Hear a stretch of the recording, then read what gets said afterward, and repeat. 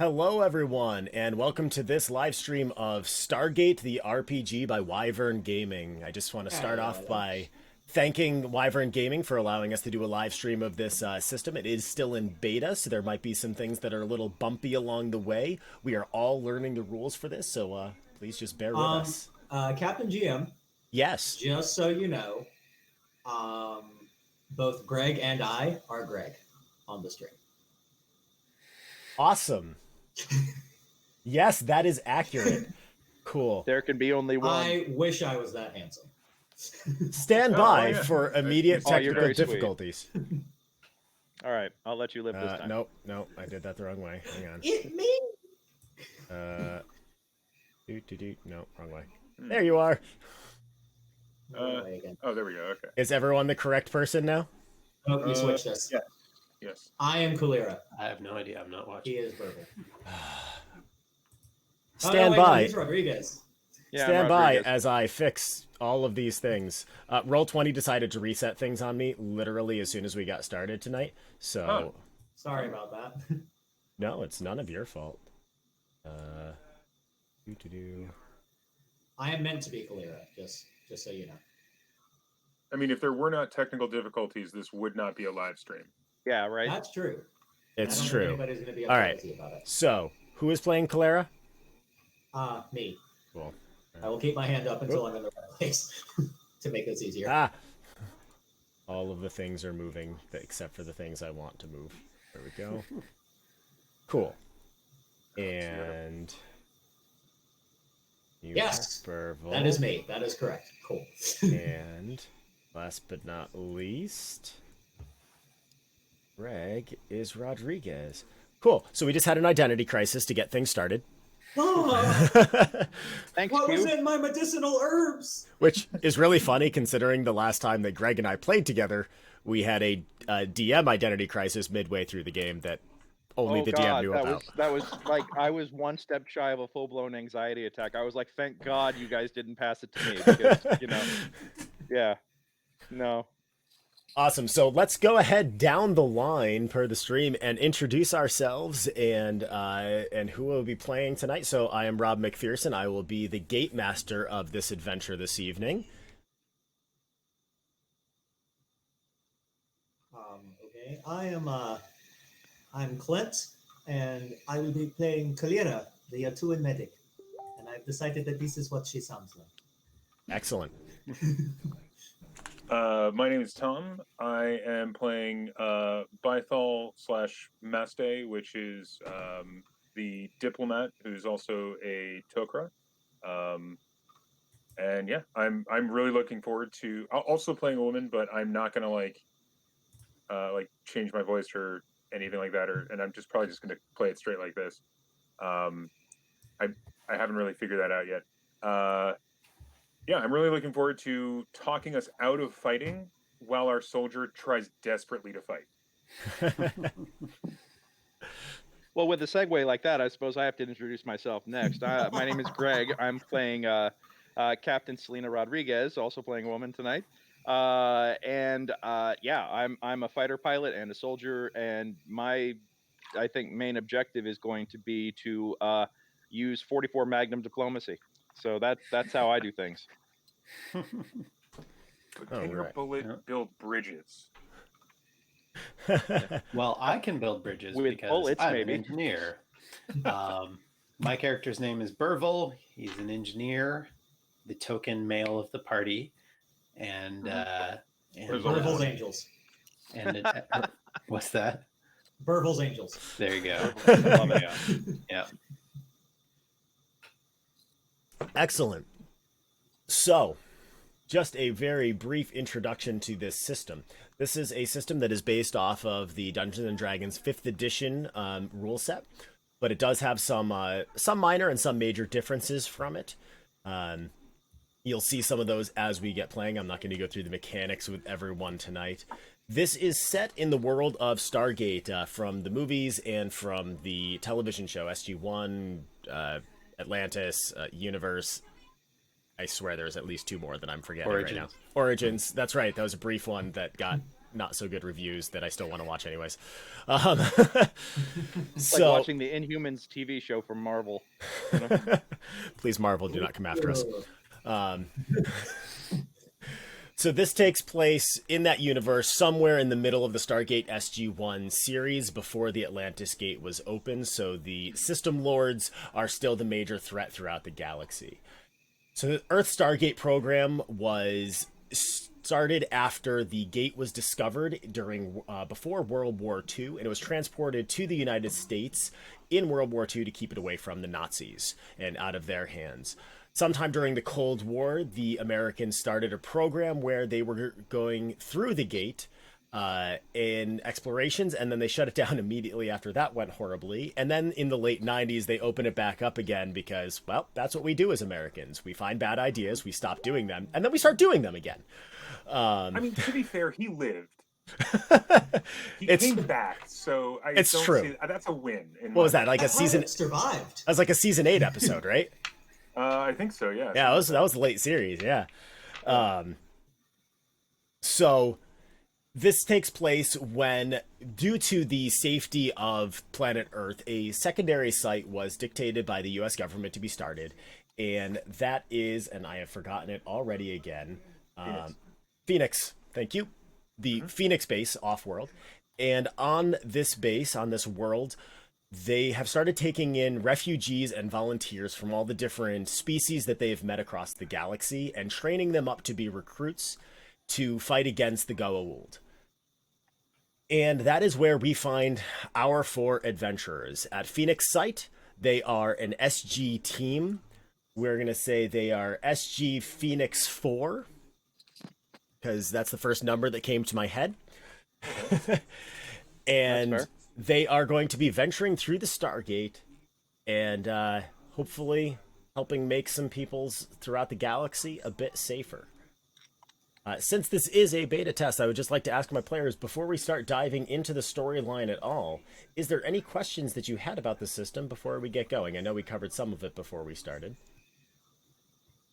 Well, I just want to say that I think the concept of Moxie is pretty awesome, being able to use that as initiative for social encounters. I think that is pretty darn cool. Yeah, so what Greg's speaking about is there are 2 different initiative systems in this this rule system. One of them is initiative as we know it from every RPG for the past 40, 50 years. And the other one is Moxie, which is in social encounters. Characters can use their intelligence or charisma modifier instead of their dexterity or wisdom modifier to determine where they place in that initiative order. So during social situations, different players will have a different leg up on going first in that encounter. And as such, you can surmise that the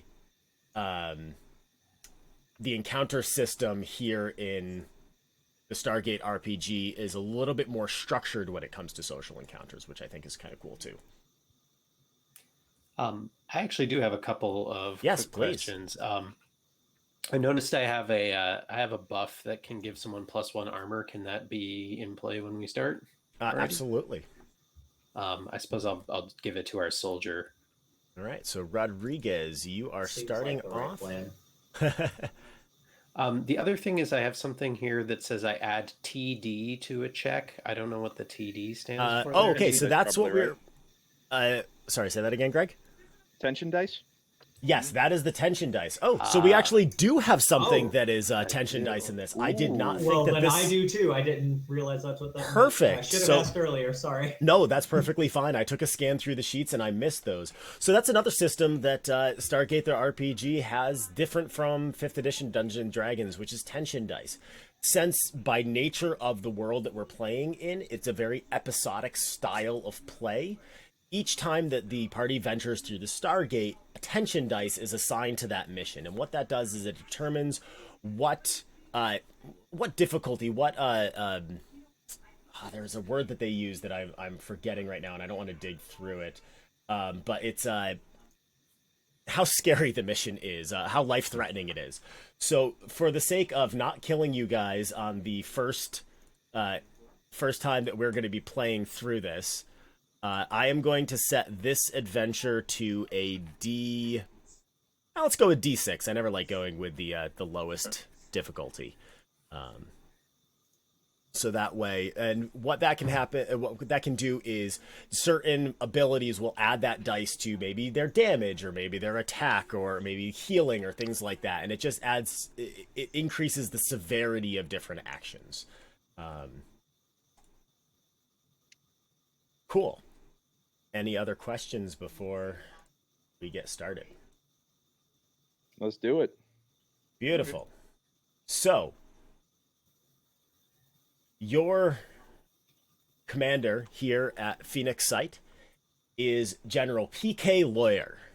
He is a stout man in his mid-50s, balding as most generals that are portrayed in popular culture are, possibly because of how stressful of a job it is, possibly because Hollywood. And we really need to see to you humans getting into positions of power and losing your hair. So I will actually drop his token onto the playing field so that you guys can see. Oh my! Oh, good heavens! There's the big guy. That is a large man. See, this is why I just want to stay a captain. Campus, huh? So I'm not going to shrink him too far so that you guys can actually still see him on the stream.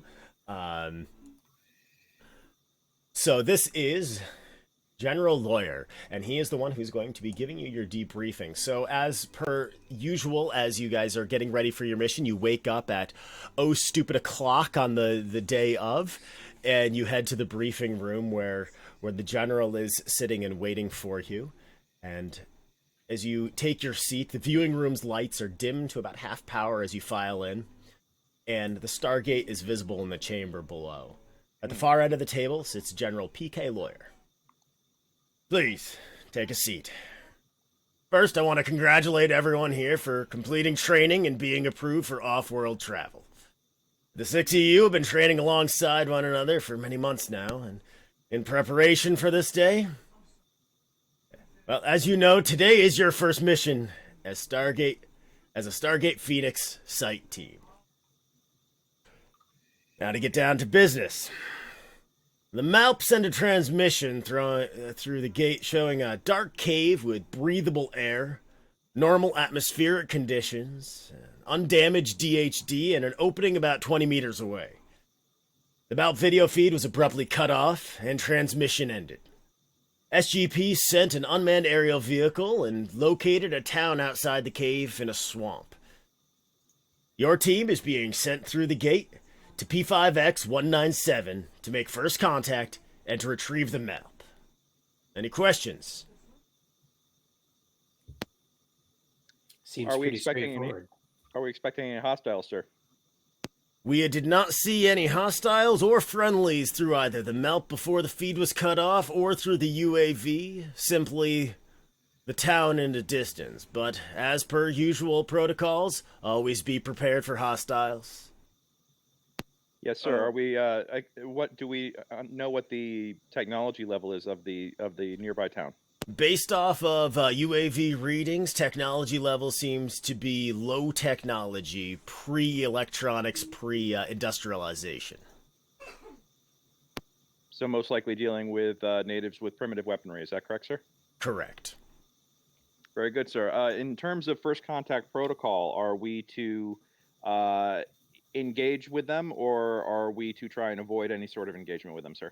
No, we do on this mission wish for you to make contact, as there is no evidence of a strong Gould presence on world. Very good, sir. Can I ask about the item we're retrieving? Just make sure we know what we're looking for. The MALP. It's the Mobile Analytic Laboratory Probe, our rover that goes through the gate prior to sending any personnel through. Right, of course, yes. I remember now. So you said that we lost signal. Was this expected, or was this suddenly? This was a very sudden loss of signal from the MALP. We did not see anyone on the camera feeds as it happened, but as the UAV flew through the gate, we did not see any trace of the MALP in the cave any longer, so we have to assume it was taken. Now, as you may know from prior missions, that might well have just been from curiosity's sake, but either way, that is a very expensive piece of technology, and we would very much like it back. What do we know about the fauna on the planet, General? Would they have attacked it out of some sort of territorial threat? It is entirely possible. As I've stated, we do not have any visuals on the local fauna and personnel in the area. That is why we are now sending you through. Of course. Anything else? Ready to rock, shock, and rock, sir.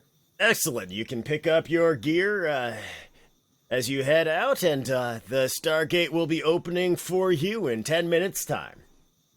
Thank you, sir. Thank you, sir. Good luck. Exciting. So the general picks up his briefing document, and he's passed out each to you a folder, which basically just goes over what I just talked about. And if you have any other further questions that may be in a briefing, go ahead and you can ask them as we start moving forward, and I'll determine whether or not it would have been in there. So your character sheets come pre-equipped with several items that you get at this tension level. Wow. So you can see those already in your inventory along the right-hand side. Mm-hmm. If you have any questions about what any of those are. What is TACOM? I knew somebody was going to ask. It was going to be me if it wasn't you. A TACOM is... Stand by, please. Loading, please wait. Stand by. So I'm just going to ask the viewers of the stream tonight, just be patient with us tonight as we are playing in a brand new system. There will be times where I'm going to consult to the books because I want to be as true and faithful to Wyvern Gaming's system as possible. TACOM. Tactical Communications. Okay. It's like a radio, I assume. Yes, it is. It's a radio system, exactly. And that's apparently not a Stargate thing. That's a military thing. So, Yes, it is. I thought it must be. I also wanted to ask, so I've got a multi-tool. Is that like sci-fi multi-tool, or is it like a Swiss Army knife? I would say it's more advanced than just a basic Swiss Army knife. Okay. Let's put that down to, if you think that it might be useful in a situation, I'll either agree to it, disagree with it, or make you do a quick check to see if you were clever enough to have thought ahead to make your multi-tool have that functionality. Does that sound fair? Right. But does it have lasers? Hey, Does Rob, I've got it work a on wood is flashlight. what's important to know. What did... So a flashlight? No. Actually, I did have a quick question. Flashlight. Okay. Yeah. That's a whole different thing. I'm not sure if it's my being a diplomat, or I think it's my being a diplomat. I get a translator. Now, is that like a universal translator, or is that like a Google Translate on a phone, or what? So I believe, and I'm going to look it up on the inventory sheet within the system to be 100% sure, but I believe that is more advanced than just Google. So I believe that's going to be a universal type of situation. But Okay. I am certain. Oh, so it's like a Babelfish app. Yes, exactly. Nope, not this one. Apparently lots of people get translators. Here we go. Translator. This handheld device contains a library of every cataloged language available to this Phoenix site. Proficient characters may make charisma checks without sharing a language with anyone speaking a language on file. So basically, it lets you. It's like that. So it actually kind of is a Google Translate. Yeah. Okay. Cool. One more thing I want to ask about mine is I have an ability that says it requires the use of an engineering kit, but I don't have one of those in my inventory. All right. I will say that because you noticed that before you guys set off today, I'm going to go ahead and say that you can pick that up from your handy-dandy supply depot, so I just tossed that in your inventory for you. Great. I will also ask, because they are semi-related but not exactly word for word, does a personal first aid kit supplement a med kit for my healing? Because if not, okay, it does. Cool. Yes. I know that seems kind of simple, but I wanted to make sure before we got out there and somebody got shot. Why do you think I'm going to shoot you guys? Because we're in space. All right. It goes really great for about 15 minutes, and then all hell breaks loose. The good news is we've been playing for 20 minutes, so. Oh, no. Dun dun dun. Oh wait, when did this become Among Us? Hold on. Who makes it out of the planning room? Oh no, paranoia, because who makes it out of the planning room alive? Oh yeah, okay. All right. So you guys make your way down to the gate room, and you're waiting for the gate to dial up, and I'm just gonna like turn to whoever's near me as the gate's dialing up, and just like without even looking at them, just say like, I never get tired of this, and just like as the like water comes out and like shoots back in. Yeah. So those of you who are unfamiliar with Stargate at all, I don't know why you're watching the stream, but thank you. But what happens is, so the gate spins and you watch as the 7 chevrons around the gate lock into different symbols, which you can see are represented around our player map on the stream.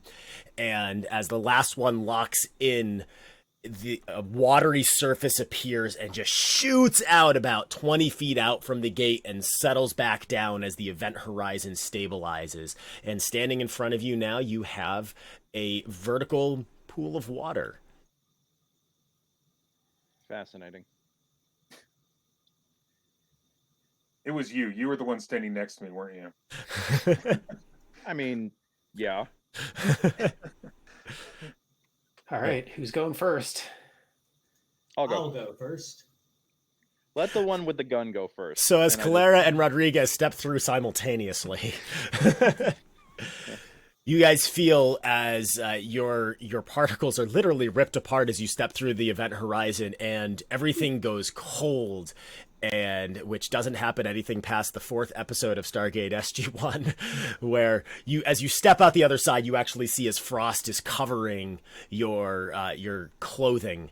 And I'm going to drag everyone over to the map, which you will see. Appropriately enough, it says opening planar transport. Did it really? Yeah, it did. I was That's funny. Bravo. I'm going to kind of shake myself off and say, "By great Turok, I'll never get used to that." Oh, Bithel seems to like it. It's interesting. I've never actually traveled through one of those before. Oh. Me neither. So you just enjoy the light show? Well, I mean, it looks spectacular.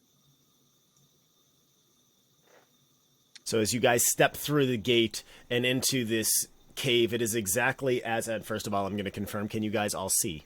I cannot. I cannot see. Black. It's all black. Yep. Everything's black. I think we need vision on the tokens. Yep. There we go. Hello. So in the game settings, I had set it to default everybody to get vision. Mm-hmm. But apparently the game settings lied to me. Bastards. All right. So as you step through, you can see that you are standing in, just as described, a cave. And about 20 meters away from you is the entrance to said cave. Okay. I pictured the cave being bigger. I mean, I don't spend a whole lot of time in caves anymore, so. All right, well, let's find the UAV, make first contact, and get this, and get back, because, it's going to be 5 o'clock somewhere real soon. So why does that matter? Let's see here. Can I get your passive perception scores real quick, please? Oh, sure. 13. That's a great way to start, just saying. I am doing a very active perception, I'd like to mention. Yeah. I'm actually, if it's okay, I'd like to use a science check to look for oh my god, brain fart, sorry.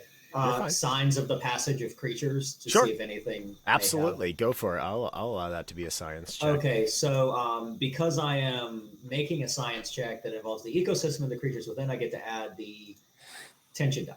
Perfect. That is a great use of this new system. So what you're going to do is, let's just do this the simple way. I believe right next to science, you can just click on the button that rolls the science check, and then just go over to the toolbar on the left-hand side and just roll the D6 in addition to that, and I'll add that in. So that's a 20, it looks like. One thing about this character sheet is it's always going to roll at advantage, so I'm just going to take the left-hand score as the first score. or as the first dice, just so we have that clear. I tried turning it off. I couldn't. Science! So a 20. Yeah, absolutely. So you immediately start looking for the telltale signs of both the ecosystem and also just what you're familiar with, which is the MALP. I mean, you guys have seen these before. You know what the treads look like, and you do find some tracks coming into the cave, and you see the tracks from the MALP rolling out of the gate, very distinct. And then you do see with the 20, I'm going to give you, you do see that it leaves through the entrance of the cave, but there's a notable difference in the way the tracks look from the gate to about 10 feet out. And then from that point all the way out of the cave, there is a difference there. What kind of difference? As I say, Captain Rodriguez, there's something going on next to us. Why don't you go ahead and give me a survival check on that, and I can let you know. Oh. When you asked for our Throwing you for perception, by the way, mine is a 14. 14, excellent. Thank you. Yeah, where do I find passive perception on this sheet? Just because I want to make sure I got it for you. Just add 10 to your perception. Yeah. Oh, okay. So my passive perception then would be 13. Cool. Thank you. And survival check to examine the tracks. All yes, please. Can I assist since I was well? Never mind. I got it. I got it. Need my help. I would have said yes. So yeah, with a 20 thing you can do to help me out is just step out of my light, please. Thank you. Rodriguez is sassy. It's Puerto Rican. What do you expect? So yeah, you take a look at the tracks, and you see that exact point which Clara pointed out to you, is there's a difference in the tracks, and you can very clearly tell that a group of about I'd say about 10 to 12 individuals humanoid individuals, I should say, had surrounded the MALP, and then their footprints got noticeably deeper, and the track marks for the MALP were no longer treaded. It looks distinctly like it was dragged out of the dragged out of the cave. So I can assume, folks, that the natives here might have some hostile intentions toward our UAV survey vehicle. How do you get hostile from that? Are you kidding me? You see that it's been stopped. The signal cut off suddenly, so we can tell that something must have cut it off. And it looks like it's been dragged off. So either they disabled it or they found it disabled, but either way, they dragged it off. Because this is not rolling, this is getting dragged. What do I see about a dozen tracks of about a dozen unknowns. What do we know about the natives of this planet? Do we know anything? You have not. No, there's been no contact made whatsoever. So no visual, no communication. It is possible that the natives of this planet are perhaps just very, very primitive, and they perhaps thought they were taking a very hard piece of game home. But we should definitely investigate with preparation to defend ourselves. It could have just been a misunderstanding. They don't know what these things are. Yeah. Well, whatever they got, they probably can't beat me for firepower, but... So as Rodriguez unslings her P90 and has it at the ready, clicking the safety to off, do you all start heading out of the cave? Yes, I'm going to draw my my tranquilizer dart gun because I'm a little bit less bloodthirsty. I'm not going to ready myself for combat. The best missions are the ones where I don't have to spend anything in my clip. All right, I just want to make that clear, guys. So and I will go it's always the worst ones where I come back with empty cartridges. So let's not. Well, actually, I have a question about the tracks for those of you that are examining them. Do they look Tauri? That's an excellent question. What kind of footprints are these leaving? So they definitely are humanoid footprints. They are shoed, so you can't be certain, but they do seem to you got a 20 in your survival check. Is there like a swoosh and it says Nike on the bottom or something like that? They do appear to be humanoid, and you can assume that they are human. Although I will just make the distinction of noting that it is almost definitely not Tauri, because Tauri specifies humans from the planet Earth. Okay. Well, yeah, I meant the Yep, I know what you meant. I was not- just clarifying for lore purposes because Okay. I'm a nerd. Adidas Raiders.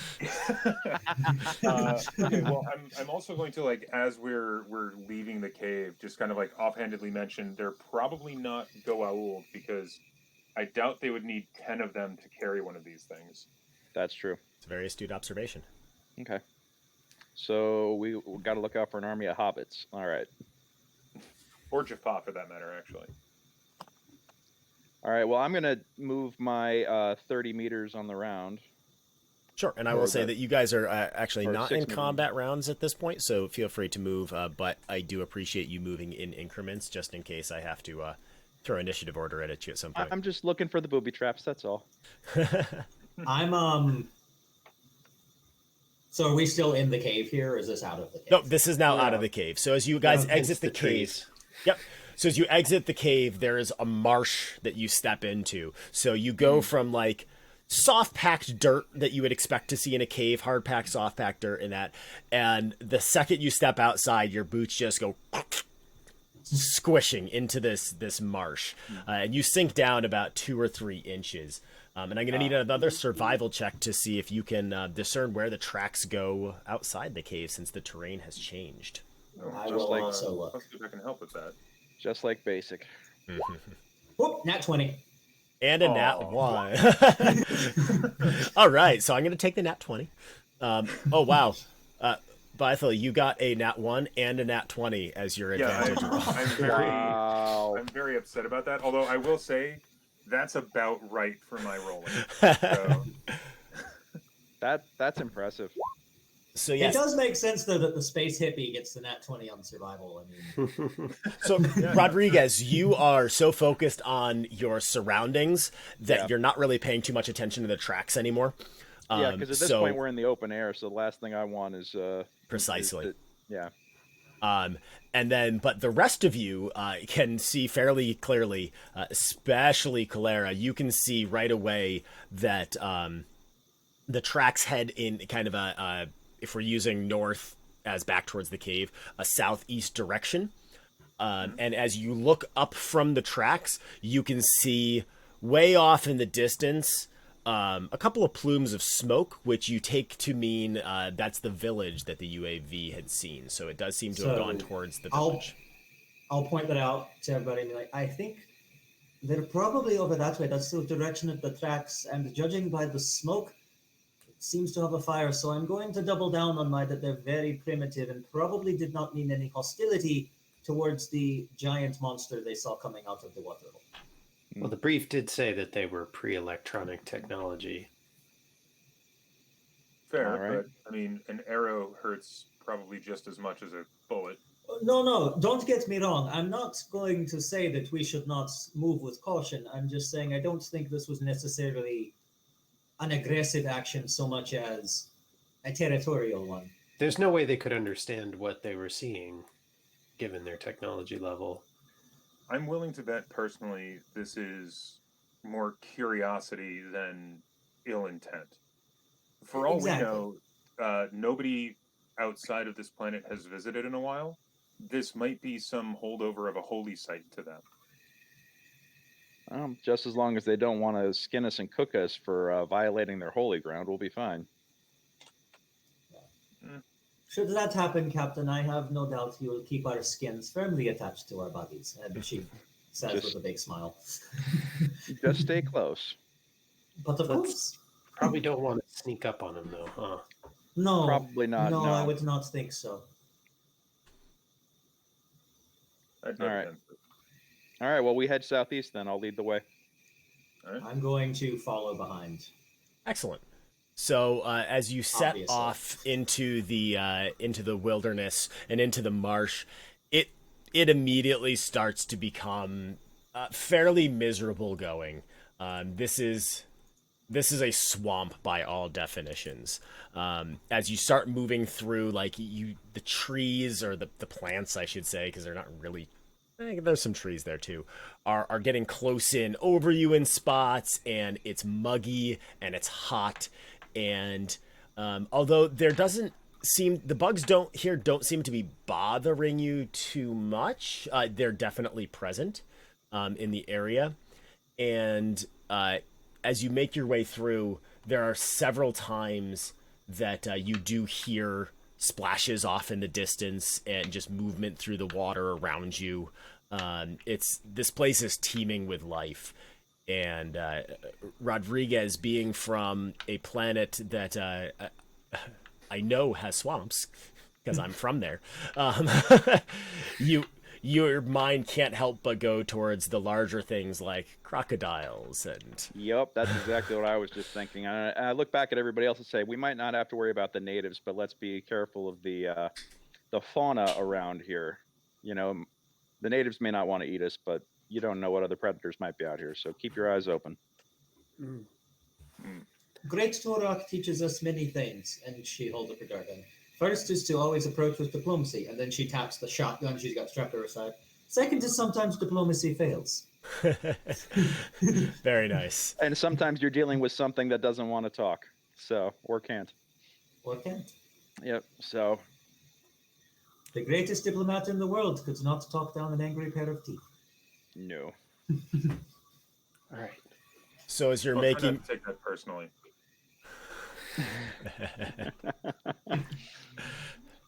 As you are making your way through the swamp, it's very clearly just, again, like, nothing seems to be overly dangerous, but you all get pretty miserable pretty quickly. In fact, can I get a Constitution saving throw from everyone, please?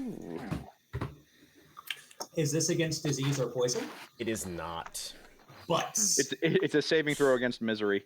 It is. okay. Copy that. Oh, So, as a student, it says once per mission I can use an intelligence save instead of another save. Yes, you can.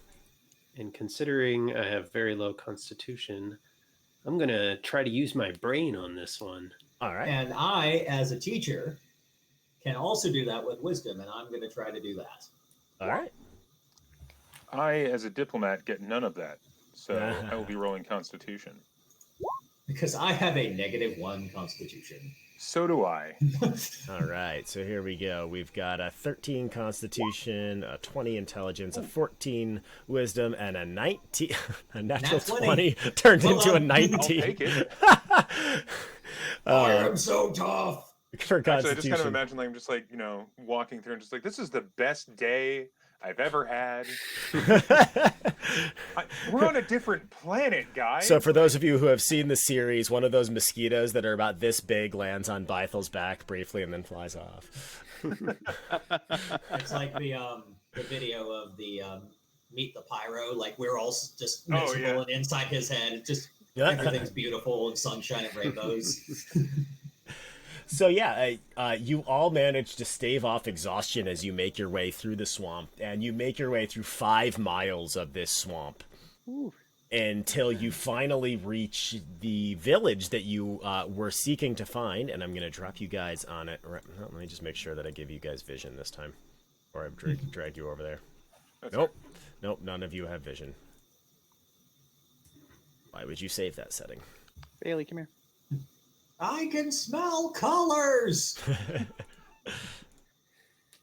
So the village that you come across is little more than a small, about 200 meter by 200 meter rise in the land above the level of the swamp.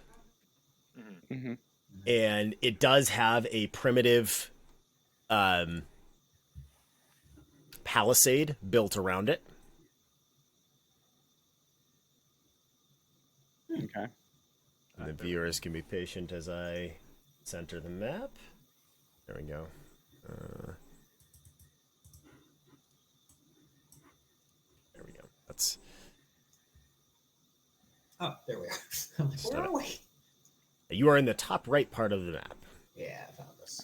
Which can be seen on the stream. Excellent.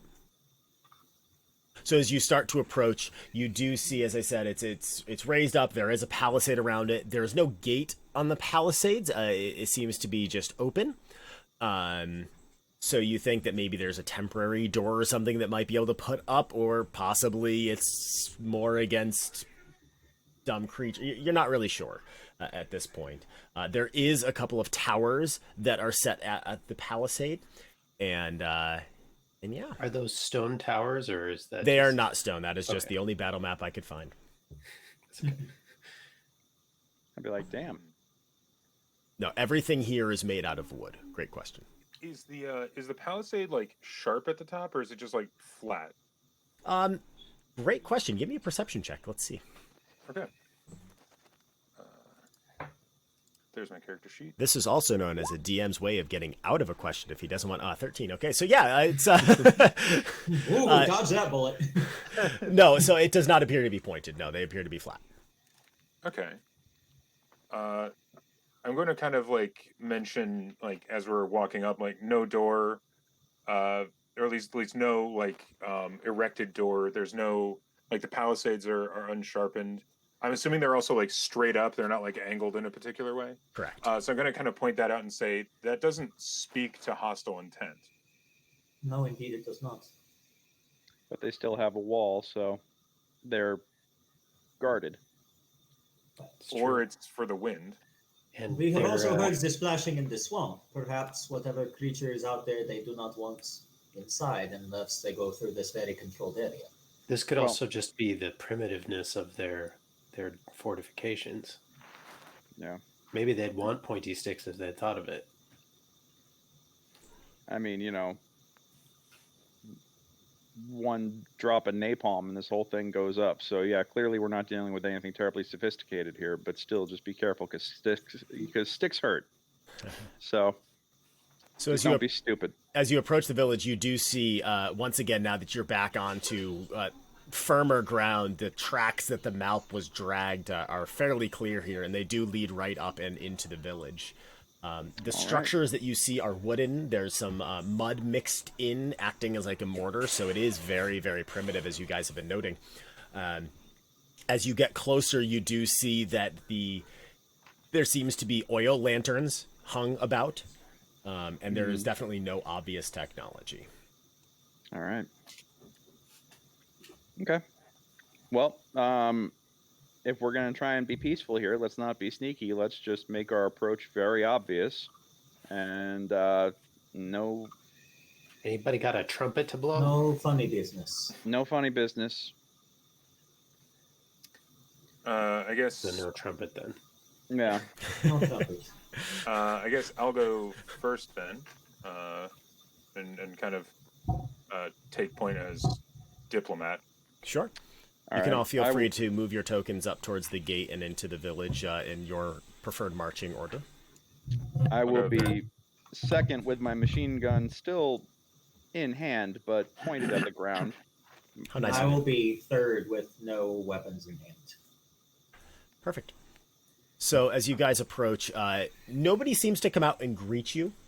But as you do approach, you definitely draw some heads. And in the town square, you can see there's a few people milling about a well in that area. The smoke that you had seen from afar seems to be coming from this building here. Mm-hmm. So it appears to be some sort of gathering hall of some sort, best you can guess. And as you get closer, you can hear the villagers chatting. And they kind of fall silent as they see strangers approach. Can I catch any snippets of their, like, talking? Or... Sure. Go ahead and give me a perception to see. Okay. I'm kind of wishing my character... Well, actually, no. +4, right? No, +2. Okay. Not terrible. 16. Absolutely. Okay. Can I identify that through the translator, or... So they actually do appear to be, as all good Stargate episodes, they do appear to be speaking in English. Okay. They are speaking, though, in... although you wouldn't be familiar with this dialect just because you're not from Earth. But the dialect does have a bit of a lilt to it as they talk. It's got a very sing-songy type of a flow to it as they talk to each other. Interesting. It sounds like English, but it's weird. So So clearly, if they're speaking with British accents, they must be British if they're good or Russian if they're evil. Got it. Okay. I believe they're speaking Irish. So I was going to say, I do believe the entire country will try to kill you for calling them English just there. Yeah. I'm certainly glad you're the one with the gun. Right. There's a reason for that. I do apologize to the country of Ireland, which I am certain is watching in its entirety. Yeah, I don't. My people can all just have another round. That's fine. I'm going to try stepping forward and just trying to like introduce myself, ask if like there's someone in charge, or if I could just say hello, like. Sure. As you step forward and you just you introduce yourself and kind of call out, there's a little bit of chatter, and somebody runs into this building, and a few moments later, a woman walks out. She appears to be somewhere in her mid-30s, and she approaches the party. She has nice reddish auburn hair, green eyes, your classic Irish girl. And she approaches you all and she says, "Oh, that's not often we get visitors here. And who be you?" I would be Bythal. This would be Rodriguez, and I'll just kind of go through the line introducing. Certainly. And you would be... My name is Matty Jones. Oh, the folks around here all call me MJ. MJ. Okay. Hey. We're looking for something of ours that seems to have gone missing. Is that so? Mm-hmm. And what would this thing be? And why do you think it would be here? Well, it's a large metal thing. I'm going to give my best description of what a Malp looks like. Absolutely. Roll a performance. No, I'm kidding. I'll roll performance if you want, but it's going to be shit. Bad. It's going to be bad. So you give a description. It's not that hard. So big wheels with treads going around them, long arm with a pincer on the front. I'll chime in with some technical details that are not helpful. Excellent, perfect. I imagine it has this long arm, and then you're like, oh no, it's this pneumatic actuator. Actually, and so as you start to talk, you actually see the grin on her face, the welcoming smile on her face. It slips just a little bit. She doesn't look unfriendly now, but she definitely looks concerned that you're asking about this. And she's like, interesting. Well, you'll be wanting to talk to Eden then, because that's who they brought it to. Eden? Yes, Eden Thomas. She's a school teacher here in town. And where can we find her? You can find her in that house over there, and she gestures off, and it is in this building here. All right. Okay. Wonderful. As we walk by, I'll just smile and say, "God bless you." I apologize to those people in the stream who are watching the map just jump all over the place. I'm trying to slowly move things, and it's not working. All right, well, to Eden. There we go. Yeah, as we kind of step past, I'm just gonna stop a second and Noted. Okay. Actually, no, never mind. I'm just gonna go up to Eden. Okay. So as you guys approach, and so is this building down here, and I assume knock on the door? Mm-hmm. So a young woman steps out, dark hair, brown eyes, freckles on her face. Definitely looks like someone who has worked with her hands her whole life, even though she's been introduced as the school teacher. Clearly no one in this town is free of hard labor. Her clothing is dirty and covered in a bit of muck. And as you approach her, "Yes, sir. Hello. How are you today?" Good, and you? I'm doing well. What can I help you with? Do you Do you need some teaching or some herbs? Well, actually, we were told that you might have something of ours. Is that so? She kind of sits back and crosses her arm across her chest. And what may that be? Again, I'm going to give the same description. I'm also going to watch to see how she reacts to it, considering the last reaction. Sure. This time, I am actually going to make you do a... let's see here. Because Burville was helping out before, and I know there's some fun skills in this game that I can pull up. Burville, why don't you, because I know that you're going to be helping out, give an engineering check for me, please. All right. I know, that's not your strength. As an aside, can I do a culture check just to kind of like absorb what I might be able to? Yeah, absolutely. Go for it. Around?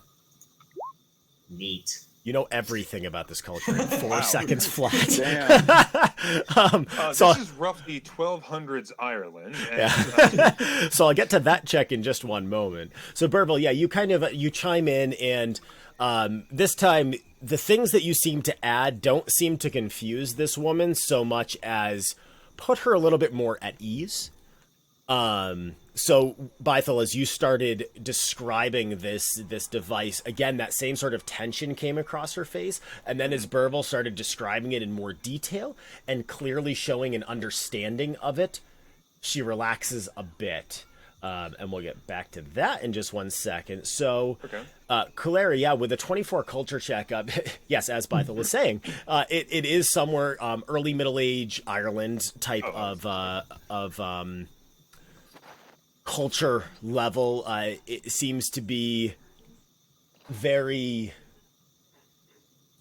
I don't want to say primitive. I mean, it's definitely primitive, but I mean, not in like they're doing hard because of it. It's just they're down to earth people working.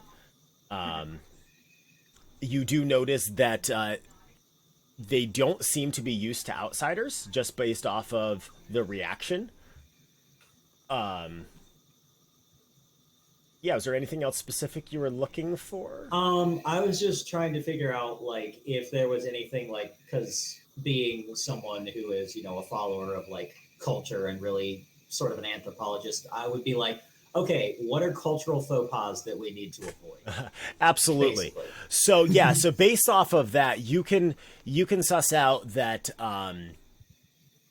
propriety and geniality are probably going to be your best approaches as per normal, and being down to earth. So not being too I'm blanking on the word. Not being too sci-fi. Yeah, not being too sci-fi. Don't not condescending in any way. Like these people know what they have, and talking down to them is going to make them shut down completely. I mean, honestly, Kalira is definitely not going to do that. She's probably like, my people. I was more giving you that so that you might pass that on to other people. Yeah, maybe. Well, and I mean, I will, Rodriguez. I will let them know. I'll be like, okay, so. Yeah, don't let me talk, because I'll be like, all right, give me the device and nobody gets killed. Yeah, it's probably a good thing you're I've already thought up 27 different ways to blow this place into a crater. So with the 24 culture check, what I'm also going to give you though is you do notice there is a tension about this village that you are used to seeing in places where freedoms are rare. So it seems like these people. There seems to be somebody in charge here that they are not necessarily terrified of, but definitely fearful of. Sounds like a feudal dictatorship. I think we need to overthrow it and install democracy. So what was this woman's name we're talking to? Right now you're talking to Eden. Eden. So I'm going to, with that culture check, I'm going to, as they're talking, just walk up and say, Eden. Yes. And I want you to be very clear. I want you to understand. This is not. any sort of offer? This is just a friendly question. Is everything all right? I'm not sure that I know what you mean. I'm going to insight that.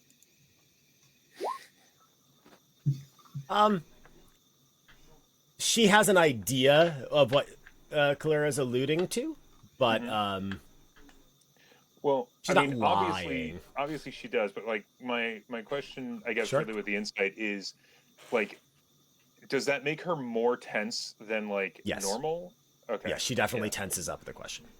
I do not mean to imply anything, of course. It's just this thing that we are in charge of, what they have described, and you do not seem like an aggressive or a sort of people who would go out of your way to take something like this. So my question more is less is everything is okay, is did someone tell you to be on the lookout for something like this and to acquire it if you did? And she kind of gets a little bit quieter, and she says to you, Perhaps we should speak out back with your device, eh? And That would be wonderful. And she walks. She closes her door, and she walks to this shed over here. Okay. I'm going to take a look at the other people around. Like, are they like taking more notice? Like, is anyone like dropping eaves essentially? Sure. Give me a perception check on that. Okay. I'm going to keep my attention focused on her and give her just like a very clear, like, you and I are engaging in something that I know is very difficult for you kind of vibe. Perfect. 22. Yeah, you definitely notice a lot of people are actually trying to avoid eavesdropping, if that makes sense. But there are definitely a few townspeople who, yes, they are trying very hard to eavesdrop on you. Interesting. Okay. So as you approach this shed, and she opens up the door, and there's a big burlap sheet over something, and she throws it back, and underneath is your Melp. Oh, there it is. Wonderful. I want to go up, take a look at it. Does it look like it's been damaged? So give me an engineering check. Be doing the same. What is the check? It was going to be an engineering check. Okay. Oh, not bad. A double crit. Holy crap, dude! Excuse my language, but whoa. This is my thing, guys. Yeah. So Rodriguez, you start like going over it, and like you poke at it with your P90 a couple times, and you're like, yeah, it looks pretty intact. And Purple, you go up to it, it's like, oh, there's a new scratch over here, and this bolt's missing here, and oh, the power supply's not in it. Say what? The power supply is missing. Power supply.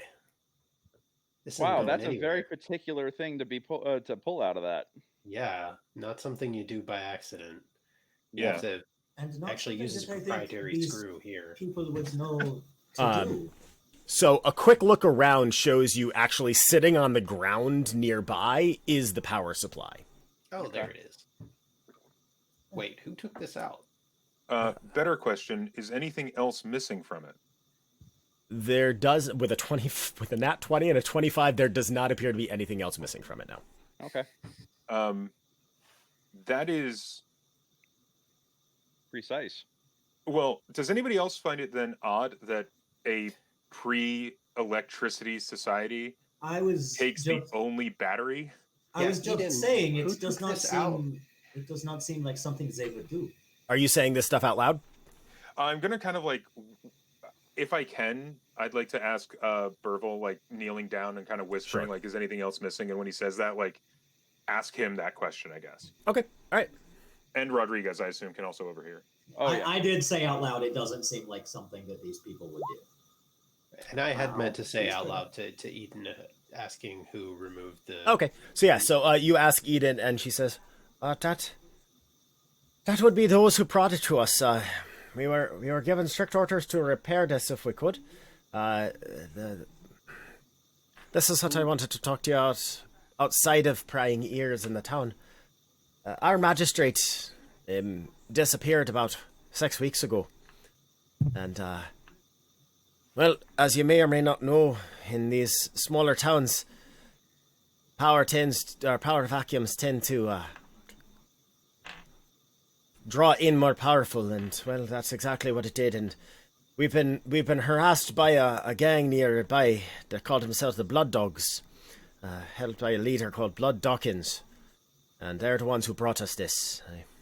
You guys are going to see like the past Alteran kind of come over Kalira. Is that so? Hey. Like the ancestral memories of being a very warlike species. Kalira does not take kindly to bullies. Absolutely. So Dawkins, he came into town yesterday with this device, and he demanded that I take a look at it, being the learned one here in town, and that I tell him everything I know about it, and hopefully get it working again. Apparently some of his thugs were a little bit hand-fisted with it, eh? So it would seem. I'm gonna look at Kalera and be like, should I fix it? I have concerns about that. I think perhaps no. Not yet. We should let the people who want to take it from them, who are threatening them, perhaps return for it and find them slightly better defended. Yep. Or should we go to them so that we don't bring trouble to town? Well, Eden, do you know where they are?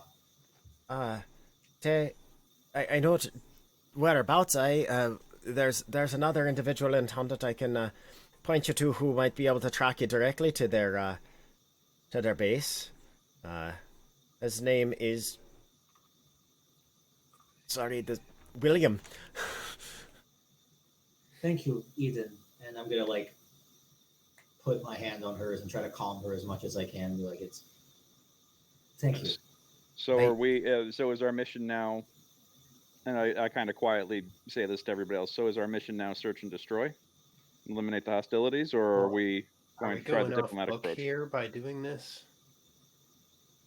Well, the plan was recover the device in first contact.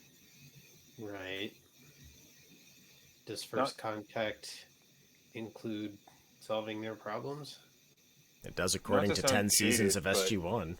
It would certainly put us in a better light with them as far as relations would go. And that will be very important. If any way we can ingratiate ourselves to these people who are doing us a service by providing us what we are looking for. Sure, yeah, it seems like the right thing to do. I just want to make sure. I don't know. Well, I defer to the captain, honestly. All right, well, and I'm sure that these kinds of protocols and things like that were talked about in our training. What kind of check can I make on that? Is threat elimination part of our? So, go ahead. Actually, no, you're a soldier from Earth's army, so actually this would be well trained into you. So I don't need you to make a check about it. So your rules as written, forgetting the military term. Laws of engagement. Thank you. Are to make contact and to carry out your mission. That being said, any hostiles in the area, you are to use your best judgment on whether or not you should engage with them. There is no rules against you taking such actions. Just for a fact that come debriefing, you better have a good reason for it. All I will say is, should we take our device, which obviously we are going to do it as our orders, and these thugs return to these people and find they do not have a device, that would be bad. It will be much worse for them. What? I actually turn to Eden and say, what if we took this device right now? What would become of you?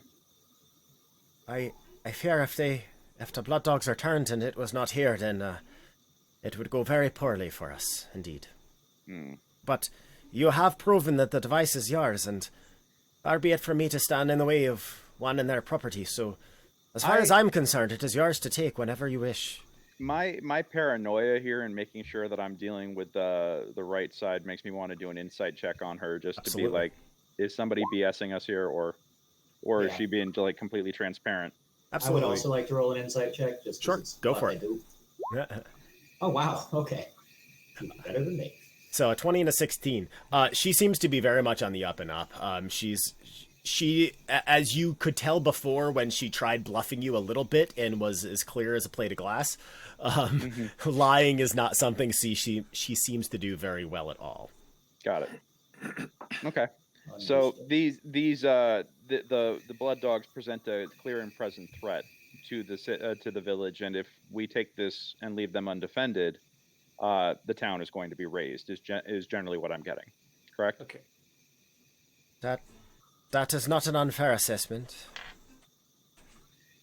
All right. Well, then I think that in this case, if we're going to establish diplomatic relations here, then yeah, I think elimination of the impending threat is an important thing, because our objective is to retrieve this device and bring it back to where we're from. But you know, it's against our diplomatic charter in order to potentially leave disaster in our wake. So, how many of them are there? Townspeople, or sorry, how many of the blood dogs you're asking? Blood dogs, yeah. I'm asking for intelligence on the enemy at this point. I would need to put you in touch with William. He is far more familiar with the terms with the threat than I am. And how is he familiar with them? He just recently he actually traveled to their base of operations to assist with a bit of blacksmithing that they needed. Okay. Coerced. I promise you, he has no love for them. Then take us to William. Excellent. And she leads you to another building, and it's actually the building right next door to hers, over here. Okay. Which, as you get closer, you clearly smell sulfur and coal smoke, and there's another plume of much darker smoke coming out of this. And as she opens the door, you very clearly see a large forge inside, and a large man, thick beard, hair is just an absolute mess, sweat streaming through coal-stained face, just working on what appears to be a shovel or some other such implement on his anvil. And as she walks in, Eden calls to him and gets his attention, and he walks over. Oh, hey. And who might you be? I look to Bifle as the diplomat. I'll go say it to you. I'll look to Bifle and give him like the you.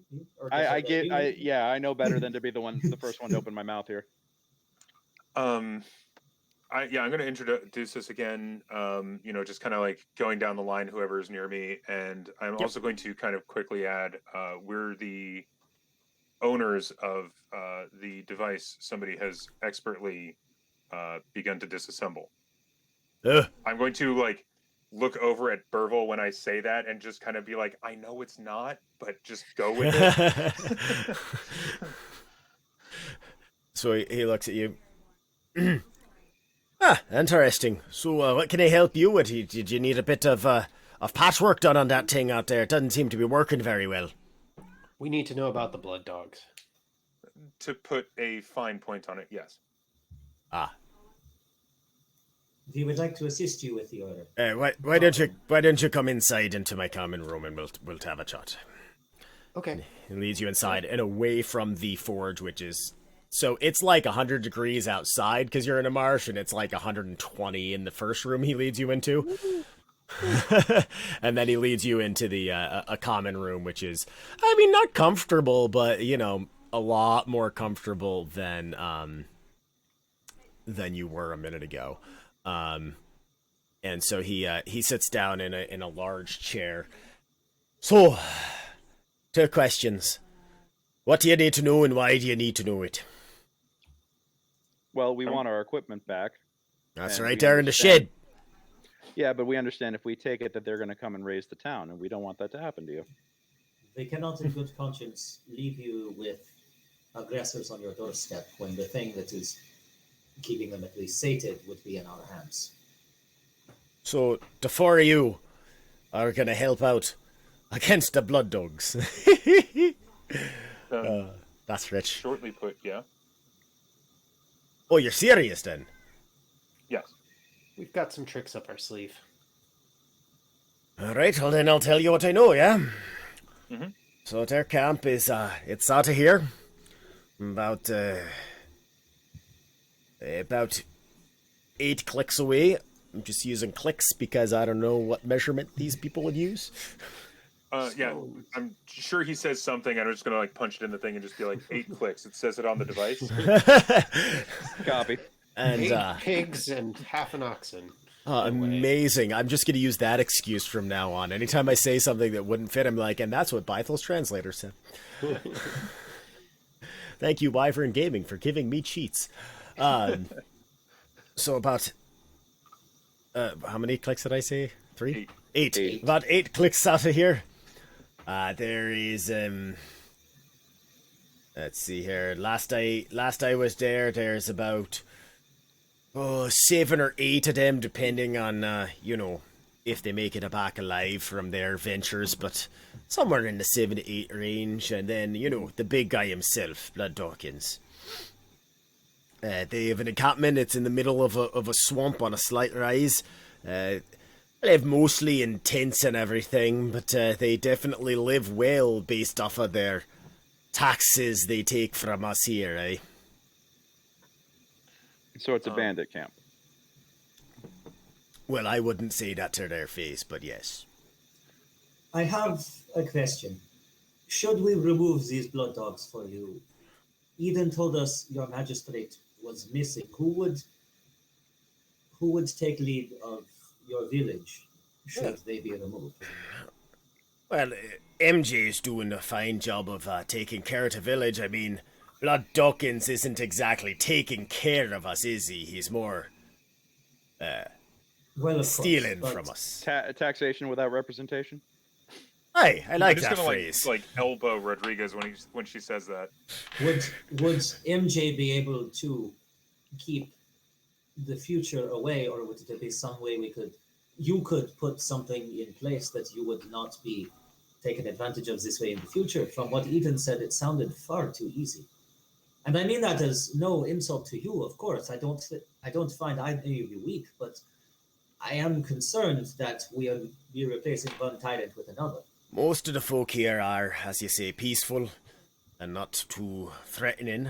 But I think that MJ, if she can get the back out of the town now that... See, she came to her leadership position after Blood Dawkins already kind of, put the... I understand. Put the fist down. So I think if she was free and clear of him, she could do all right. Will we be perfectly safe? Well, who is? No one is perfectly safe, of course. I have a quick question. Of course. Kalera is not Kalera is clearly an alien, right? Like, she looks different to, most of, So, yes, but in very subtle ways. Like, you definitely recognize, especially as a Tok'ra, you're familiar with it. But, so, most of her features that set her apart are actually hidden underneath the nest of hair that kind of poofs out. So the thing that Turans stand out most from humans are they have pointed ears. Okay. And I'm a little bit taller than a standard human. Okay, I'd like to do an insight check on William, though, just to see, if he's noticed this, and, sure. If this seems, normal to him. Absolutely. 11, so not terribly great. He doesn't seem to... His gaze is not lingering on any one of you more than the other.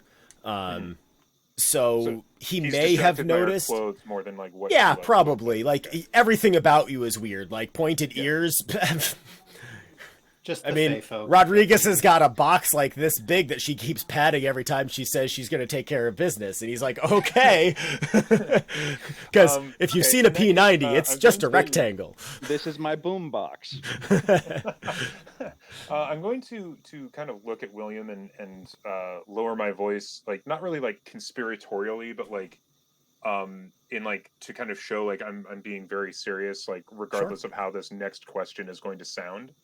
And I'm going to say, do any of them look or behave strangely or have features that seem odd? Blood dogs, I mean. Dawkins, he's He's a bit taller, a bit buffer than most. And I say that as me. He's got a tattoo on his forehead. Okay, that's Yep. that's the ringing bell right there. Is it shiny? Is it made of gold? Anyways, No, it's just black. okay. Would we all recognize though that is? Oh yes, absolutely. Okay, just in fact, like, you like, have do I need several to roll for that, or No, is player knowledge? Can I actually just pull up a picture of it, like on the translator, and like show it and kind of point and ask, like, is this it? And for the non-Stargate obsessed amongst us, can you please fill in the players? Absolutely. Oh, right, yeah. So the question that he was asking, what Bythel was getting at, I believe, was seeing if it was a Goa'uld Yes. by like a vocal. So Goa'uld have a deeper resonating voice than hosts do, which you have certainly heard because the symbiote Masta has spoken through Bythal before. Sorry, I'm also looking up Jaffa symbols so that I have them It's all good. ready. So there we go. That's what I'm looking for. The tattoo on the forehead is a mark of a Jaffa, the servants of the Goa'uld. Now, since the Tauri have started adventuring throughout the galaxy, and even a bit before, but definitely since, a lot of Jaffa have broken free of their Goa'uld masters and have either formed their own thug groups or joined with the growing Jaffa rebellion, Free Jaffa rebellion, or have actually come, and several of them from Phoenix Sight because some of them have joined directly with the Tauri to fight. As one of the playable races in this RPG. Awesome. I'm going to real quick, and then I will get it out of the way. I'm just going to post onto the stream so that our viewers can see the different baby. Just kidding, I am not. Nope, not going to waste any more time trying to get that to work. So would I be able to recognize, because if I remember correctly, they have specific ones for specific people, or do they all just have the same tattoo? I don't remember. They do have different ones for different people, yes. Okay, so would I recognize the one he's describing, or no? Why don't you roll me a... what checks do I have here? Actually, no, you're a Tok'ra. You absolutely would. You've memorized these things left and right. So this appears to be the symbol of... Let's go with one that won't terrify you. I thought you were going to say one that has 2 letters in it, and I was going to be very, very afraid. Nah. Of Ball. Ball. Okay. Yeah. That. One of my favorite enemies from the series. All right, so what does that mean to us? So it is a Jaffa that may or may not still be taking orders from the Goa'uld System Lord Ball. All right. Yeah, and my military briefings on Ball inform me that Ball is a jerk. Or it also means if he's a Jaffa, he has like regenerative capabilities, he has greater strength and that kind of stuff. Yep. Right? Correct. Yep. So Ball, well, but Ball is he's one of the system lords. He is an underlord. He was an underlord of the Goa'uld dynasty. He's a lesser system lord. He seems to have been gaining in power lately, but even he is not immune to the Jaffa rebellions. He's as I said, he's kind of a jerk. Like he's a bit of a trickster. He's sly. He's conniving. And does he have an established relationship with Earth forces, or is he considered to be an enemy? Oh, he is absolutely an enemy. Most of the Goa'uld are actually, right? Yes. In fact, I believe at some point during history, Baal became an ally very briefly, but that was under duress. I don't think any Goa'uld... no, there's been a couple of Goa'uld who have willingly done it, but usually they betrayed. It's the Tok'ra that... Yeah. Yeah, so the Tok'ra are different from the Goa'uld. In fact, calling a Tok'ra a Goa'uld got Jack O'Neill in trouble a lot of times. I mean, okay, but I mean, it's technicalities, but yeah. So yeah. All right. Okay. Well, so in that case, hearing this, it's like, all right, so lock and load weapons free is what you're telling me, that we go in and eliminate this with prejudice, yes? Well, it also means that this, and I'm saying this in game, it also means that this might be a little bit more difficult than we had originally anticipated. What I don't understand is why did they bring it here if they've got connections to, real technology? Maybe they don't. Do they have, I look to William, do they have anything that looks like this or can fire a projectile without, I'm assuming you have bows and arrows. Hey. But do you have anything that kind of functions like that but makes a bright light or a loud noise? Do they have anything like that can be used to put holes in people or vaporize them? Blood Dawkins does have he has a staff that that can shoot some energy out of it that does some damage. Of course he does. He doesn't use it very often though. I don't know why. In game, would I know, like, would this thing need to be like recharged, or is it just like? So there is definitely a battery source inside. It is a Naquita source, so it is nearly infinite. However, based off of what he just said, you can probably suss out that. Actually, give me an engineering check. Let's see. Okay. I mean, this is clearly what my diplomat is designed for. I mean, not terrible. Just knowing weaponry, I'm making the check as well. So, I don't know anything. With a 10, all I'll give you is that the only thing you can think of is that maybe it's not fully functional. So since he doesn't use it very often. I think I know what this is as a player. Would my cultural knowledge let me know anything about this being race specific and therefore knowing what it might be, what it's so your training at Phoenix Site would definitely let you know. It's what the Tauri call a staff weapon, and it is what the Jaffa and Goa'uld call a Matok staff.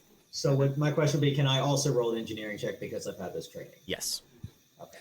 So my guess even better than everyone else. Great. So I don't want a dogpile, but I grew up with the engineer. Should I roll? I'm just going to give it to you because you have a +5. Let me guess. He's got to recharge it using our power source.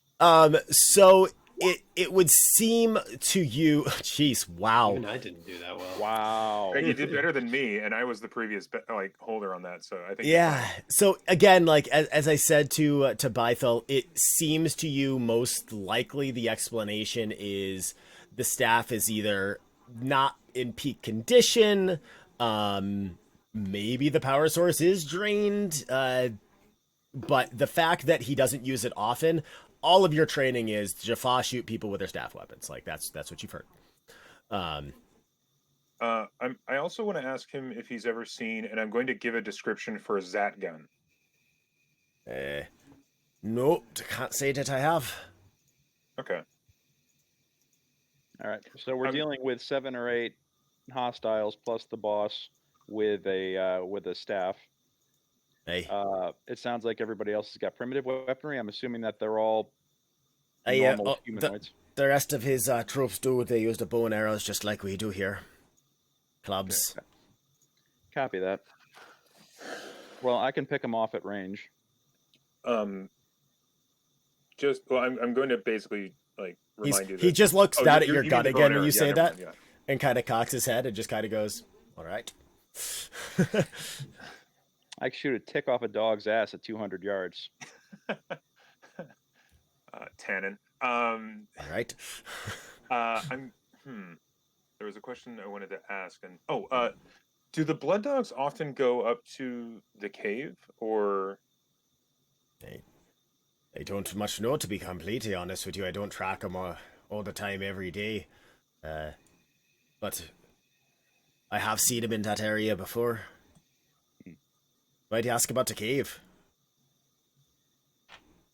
Well, does anyone go up there often? I just noticed that that's where we lost our device, and that seems to be where you picked it up. Oh, is that where you came from then? Yes. All I know is the Blood Dog showed up with that thing yesterday afternoon, dragging it along. And that fits in the timeline with when we were told it went dark? Yep. Okay. Have you seen other strangers come out of there before? No, not in my lifetime. There's stories about it, but we always thought it was a bit of fooey, to be honest with you. What kind of stories? Just stories of powerful gods coming through the ring of the gods and ruling over us and being all beneficent and everything, but we haven't heard from any gods in many a year. Yeah, it would be strange if like one of those was just standing. Anyways, okay. If there was inspiration in this version, you get it. Okay. Yeah. So I think that's all the information or all the questions I had, like out of game. I'm not sure if anybody else has any. Well, my question to you guys as I turn is that, are we going to do this your way, pointing at Bethel, or are we going to do this my way, patting my machine gun? Well, if none of the Goa'uld have come through the gate and he's not going up there to check it, it's possible he's in rebellion. In which case, he actually might be a viable thing, another person to bring back. On the other hand, it sounds like, and I'm just going to kind of motion to the people here, that he has aspirations of attempting to become what Ball was here of his own. So we want to try and dissuade him from doing that and maybe offer him an alternate path, or do we want to just go in and eliminate any potential threats? I think that we might be able to talk him down, but his aspirations might simply be conquest, in which case it falls to you. So you're saying ask questions first, shoot later. That's my general stance, yes. Literally the exact opposite of my training. But I will but I'll defer to the face of this thing, so. So your plan is to talk to Blood Dawkins then? Have a little chit-chat with him, sit down with some tea maybe? Preferably. Right. Although I assume that you are about to tell me that's not going to be an option. Whatever you think is best. You're the ones who come from the gate of the gods, eh? Did Blood Dawkins come through the gate of the gods as well? Don't much know. Actually, that is a good question. How long has he been here? Yeah. Oh, sorry. Yeah. Well, we've only had troubles with the Blood Dogs for about 5 weeks now, but I see no indication that they haven't been around longer. We've always had bandits around, yeah. So have you ever had bandits that had that tattoo though? Not to my knowledge. You can ask Eden. She's got the books and the records. Good point. Interesting. Well, I think we've taken enough of this working man's time. Yeah. Yes. Agreed. Although I do have a question about, I guess, what my character would know about conquest of systems. Sure. As like Goa'uld like standard operating procedure, as it were. Mm-hmm. Would they send like a scouting force, like say a couple of Jaffa, and then like report back, or would they just like bring their pyramid ship and just be like, "This is ours now"? So somewhere in between. So yes, they will send a scouting party through first. Usually, it's a contingent of Jaffa soldiers that come through, and they will message back through the gate to determine the next steps. And it depends. Like on a civilization like this, they might only send through a handful of troops of Jaffa and then a lesser system lord to just prove their godly powers. and then just lock it down and have just a Jaffa figurehead leading or in charge. Doesn't sound like that's the case here, though. Yeah. And then for greater civilizations, they bring the pyramid ship in and just kind of land down on top of it and be like, and mine. Yeah. Okay. So yeah, that doesn't sound like the case here. I think we've got somebody who's trying to rise above their current station and set up shop for themselves. Especially if all they're doing is bullying local towns, and it also sounds like that he doesn't have fully functional equipment. So he's conserving his resources very carefully. It's very interesting that the power source was what was specifically removed from our device here. That to me says that he might be trying to find a way to recharge his staff. Maybe it was damaged in his escape or whatever. I will say, whatever brought him here. Sorry, Captain. I will say only this. We cannot make the assumptions that if he is trying to rise above his station, that will make him less hostile. It is quite possible. My people know these people well. It is quite possible that one who is broken away and is trying to make it on his own will be more aggressive towards interlopers. I actually agree with Cholera. If he's trying to make his own way here, he's going to, for lack of a better term, he's going to emulate the only system he knows, which is going to be oppression and tyranny. And so we should probably expect him to fight even harder as well. Let's be liberators. Sure. I like how you think, Captain. So, do you need anything from me, or just point us in the right direction, please? Oh, so you're going to him then? All right. Yeah. Well, hey, are you expecting him? Well, he'll be back tomorrow for the for the device. Wait a minute. So many characters in my head. The spy. He'll be okay. Actually, at that point, I'm going to look back to Captain Rodriguez and say, "It's up to you." Well, we have the advantage of surprise right now. If we go up and just start talking, then we give away the advantage of surprise. If we wait for him to come here, he might not have a full force, full contingent. We can also set up tactics better. I mean, this is terrain that we could potentially control a lot better than walking directly into the proverbial lion's den. So I would suggest... I'm sorry? Go ahead, Captain. I'm sorry. Yeah, no, I'm just saying that from a tactical perspective, we do have the palisades, we do have a choke point, we have the element of surprise. If we go up, our numbers showing, or tip our hand that people from off-world are here, then that gives away most of the advantage. So what I would probably suggest is, I guess my question is, how much talking do you guys want to do before I start shooting?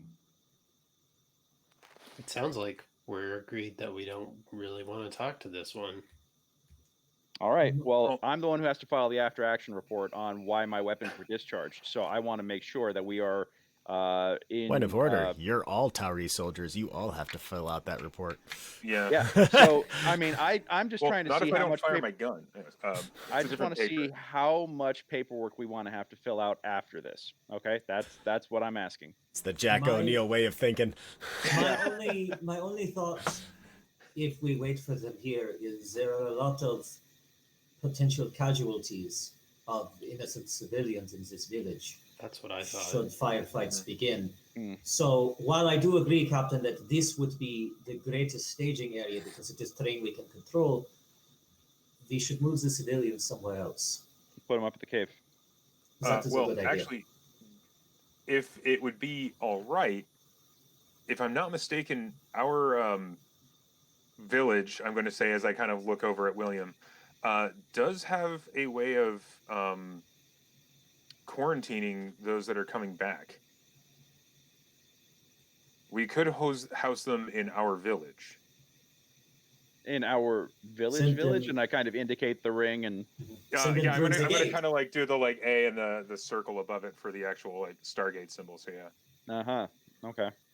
I mean, it might be a little bit of culture shock. I'm gonna say, kind of like looking like a little bit around, but it would virtually guarantee their safety. You're gonna want to the people of the town here to leave their homes so that you can protect them from the people trying to get us to give us our home. give them our home. If the blood dogs were to come here, where would you hide? We don't generally hide too much, but some of us hide in there's some compartments in the barn. Could we send non-combatants there? Are any of you fighters other than yourself? Oh, well, that's very kind of you to call me a fighter. I've held a bow once or twice, of course, but mostly for the hunting. We could probably provide 4 or 5 who might be willing to hold a bow for you. There's only a few dozen of us here in town. My question is more, if you knew they were coming to kill everyone,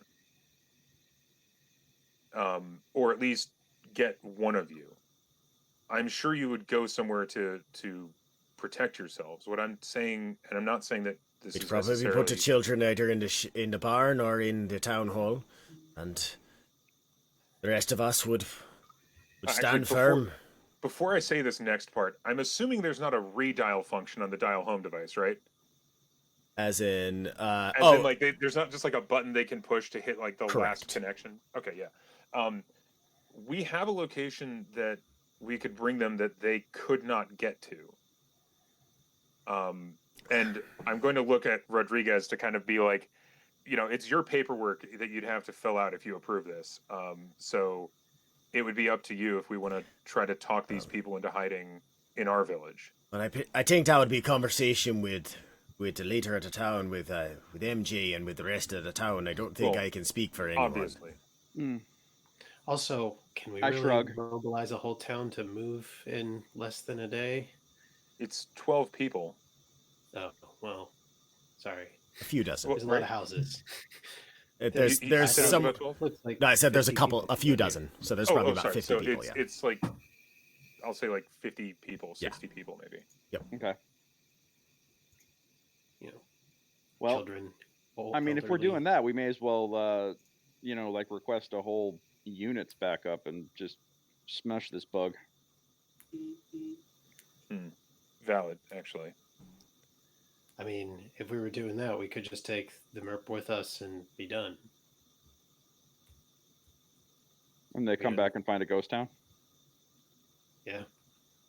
But do we really want to uproot all these people? I don't think we want to uproot these people. Yeah, my plan, or at least my thought here, is not to permanently move these people and put them with us. It's just get them out of firing range. Exactly, secure them so that they're not going to be in the crossfire.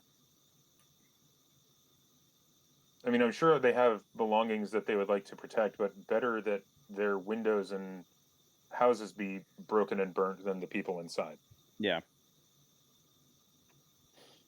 So, if I'm meant to understand what you're saying, you're going to move all of us to your village, which, if I understand you correctly, is through the ring. We will send you through the God Gate, yes. And then you're going to kill the blood dogs, and then we trust you to bring us back. That would be the short of the possible proposal. Otherwise, we keep you up at the Gate of the Gods, or in the barn, and just try to make sure that none of you get caught out. Yeah. I've had to leave my home before. I wager there are a lot of people here who wouldn't want to do it. Well, that's going to have to be a conversation with the town. Would you like me to get MJ involved and call a town meeting? I think Again, that I'm would going be to look best. to Rodriguez. I think that's where we're at. Okay. All right, so you guys are given some refreshments as William stands up and exits the room and goes to talk to MJ. And after a couple of hours, it's starting to get into later in the afternoon at this point. You're informed that the town has agreed to meet with you all. MJ seems a bit confused by this, but she's agreed to meet with you all. And we are going to go into a town hall setting. I do not have a map for the town hall, so we're just going to do theater of the mind stuff here. So you guys are standing up in front of this town hall, and again, there's probably, as you said, between 50 and 60 people who slowly file into this meeting hall, and and MJ standing up at the front. And so what we're going to do is we're going to go into some social initiative using Moxie. Oh, because we can now. This I'm is going what to my bring character's made for. This is great. I'm going to bring up the turn order, and we're going to see if it's actually smart enough to do it. So before you click anything, whoop, my fault. It's okay. I can put you into it. Click on your token, and then click on Moxie, It's smart and enough. it does. Nice. Thank you, Roll20. That's awesome. Oh, Yay, man. points for Roll20. And then I will put Rodriguez in. My Moxie is great. Just don't let me talk. Looks like I'm going to have the last word. Oh, no. Never mind. Oh, no, I just haven't put I've got a 7, so. Okay. All right. So you will have the last word. Yeah, I will. I'm going to roll a D20 for The village. MJ. Oh, Oh, she comes out swinging. What is the meaning of this? MJ is going to go first, apparently. Which actually kind of makes sense, because she has to introduce you at all. So, so the town meeting starts, and she... So the way that we're going to do this is we are going to just kind of keep your speaking fairly brief. It's not a specific 6-second interval like combat is, but like it's still kind of a flow in terms of that. And angle your discussions towards an attempt at a skill check of some sort. You don't have to make a skill check every time, but that's kind of... That's where the progress will be made in the social encounter. Does that make sense? Yep. Mm-hmm. Cool. And yes, failures will set you back, and successes will set you forward. And if you have any actions in your character, which I don't know if you do or not, that uses determination points, then you can use those. Or if at some point you fail a check and you decide the next turn you want to use a determination point, we'll kind of feel that out as we go, type of thing. All right? Okay. So MJ kind of stands up in front of the crowd, and she's like, thank you all for coming this evening. You might have seen we got some visitors here today. They claim to be coming through the ring up in a cave to the north. So we're going to hear them out. They've got a proposal to deal with the blood dogs they do. I don't quite know why they wanted to help us, but well, William has put in a good word for them, so here we are. I ask you all to please, sit back, relax, and give them a fair listen before we make any decisions, eh? All right, and the floor is yours, eh? So, Calera, you're up first. Okay, so I'm going to, just to go ahead and give you a heads up, I'm going to point this towards a culture check. Okay. That's my hope, at least. Sure. The device you found north in the cave, it does belong to us, but we do not want to take it from you, given the situation you are dealing with. We know that the leader of these bandits, Blood Doggins, is of a certain type of creature that is very warlike, and we do not want to risk your safety for our device. Therefore, we would like to fight for you, but it will require we move you for safety. My friend, Bethal, will be telling you more about that, but I needed to impose upon you, without a threat, the seriousness of the situation. So I'm going to use culture because I know about what I can't remember the name off the top of my head, but the goodies do. Oh, the Jafar or the Gold? The gold. And Sure. And by that extension, the Jafar. Sure. 10. All right. So you don't seem to sway any minds, but you don't seem to piss anyone off either. Master Bythel. Yeah. Okay. And keep in mind, you do have that up your sleeve. Yes. Just put it out there. Well, I know I have that. I also have another thing, which so to kind of follow form here, I'm going to be trying to direct this toward a persuasion attempt. Okay. Additionally, I'm going to be getting advantage on this via my diplomat. I think it's either diplomat or Tokra. I forget which. The symbiote one. So I'm going to kind of stand up and kind of just look over everyone, kind of giving that like almost like instinctual like moment for them to like look up at me as a power figure, and kind of just say, how many here have actually seen Blood Dog use his staff? About half of them raise their hand.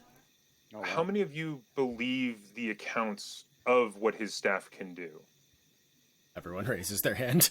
Okay, good. So Except for the old curmudgeonly guy in the back. Okay. Then I don't need to inform you that the rumors you hear of the destructive potential of this staff is being true. And so I also don't need to tell you about the devastation he can wreak here with that weapon in his hand. What we are offering is to bring you to a place temporarily where he cannot touch you, or cannot rain its destruction upon you, and you would be safe for the duration of our engagement with him. We will stop him, but we do not want any of you to get hurt because of what we are doing to help you. It's not within our. Sorry, I'm now blanking on exactly what I want to say. It's not within our morality to let to let those that are not directly in conflict, as we are currently with Blood Dog, to suffer because of our actions. And I'd like to try a persuasion. Absolutely, go for it. Are you? Oh God! Wow! Wow! Wow! The die roller here seems to be suspiciously weighted rolling towards me. Yeah. Yeah. So yeah, again, like you just see. This is kind of fitting, though. You kind of see that stubborn Irish pride just kind of standing out in these people, and they just kind of look at you. And you again, you don't seem to sway any minds, but you're not pissing anyone off. Okay, I mean, I'll take it. Neutral party. Speaking of pissing people off, Rodriguez, you're up. I would like to apologize ahead of time for what she's about to say, and take my seat. No, anyways. It just Clear just reaches over and grabs Bethel's hand, like no. It's gonna be okay. Like I'm gonna just like cup the hand and just be like, I hope she doesn't. It's called foot and mouth disease, right?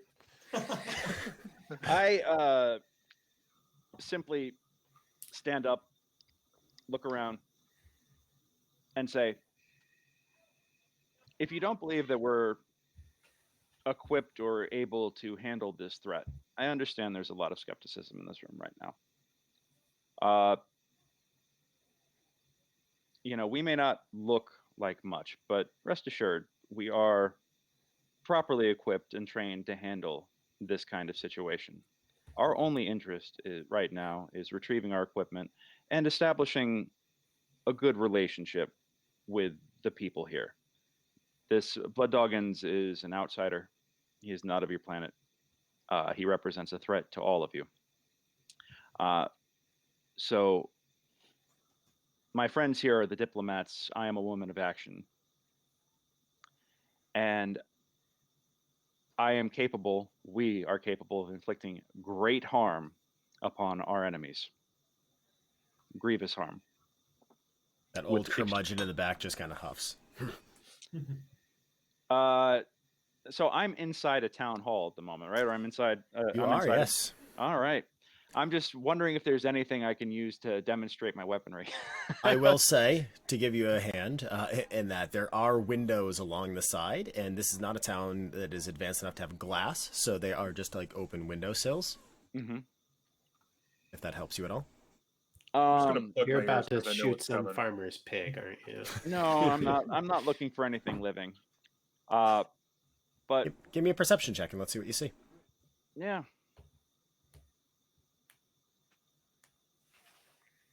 God, please don't let my roll suck. 22. Hey. Yeah, so you look outside, and so you're I'll say that you guys are all on this side of the building as you're talking, and you look out this window here, and sitting on this well here, you actually see, it looks like a small cup. Okay. I'd just like to point out that is the third low-end 6 in a row. Yeah, it is. Six, Fourth, six. Because you're Beverly got your 6 moxie. What the hell? Yeah. All right, take a look at that cup over there. I pull out my my rifle. Several people stand up and they walk to the other windows, not the one you're shooting out. I will bend the point of my pointed ears over my ear. Yeah, so, I'm just gonna like plug mine too. So just one quick shot, just a thud, and the cup just kind of explodes out on the well, and you just see, oh, and like a lot of people are like looking at that thing in your hands now, like even William, who was like he just kept seeing this rectangular thing in your hands, and he just kind of goes, He sits down, and you seem to have a few smiles in the crowd now. So, let me tell you right now, you don't want to get hit with this thing. So I'm suggesting that you get the hell out of my way tomorrow. And the safest place is either up in the cave or in our village. Now, with those two options, what would you prefer? I would like you to make an intimidation check. And I will say that you can decide to make that intimidation check either via charisma or... Okay, you've already rolled it. 17. Yeah. So you say that, and you watch a couple of the women like kind of shrink down into their seats, and even a couple of the guys do as well. William kind of looks at you and he appraises you, and you see like a manner of or a measure of respect in his eyes because he knows what you're doing.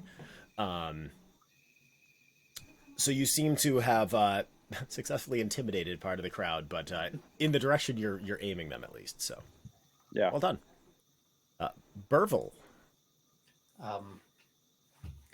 I understand that you don't want to leave. I've had to.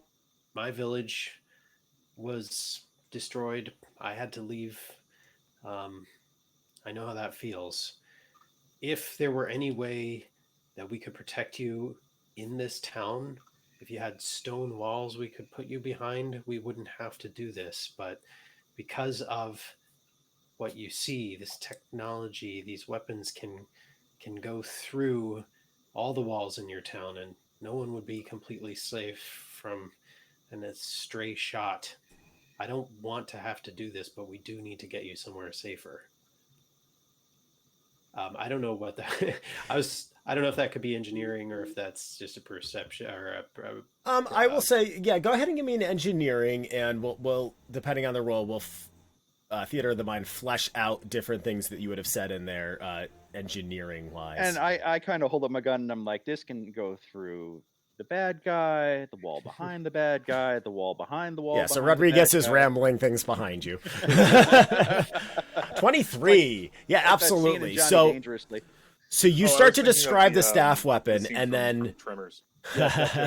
Nice. I gotta rewatch that soon. So you start to describe the weaponry, and immediately, as soon as you start to get technical, you immediately recognize, like, nope, wrong tact.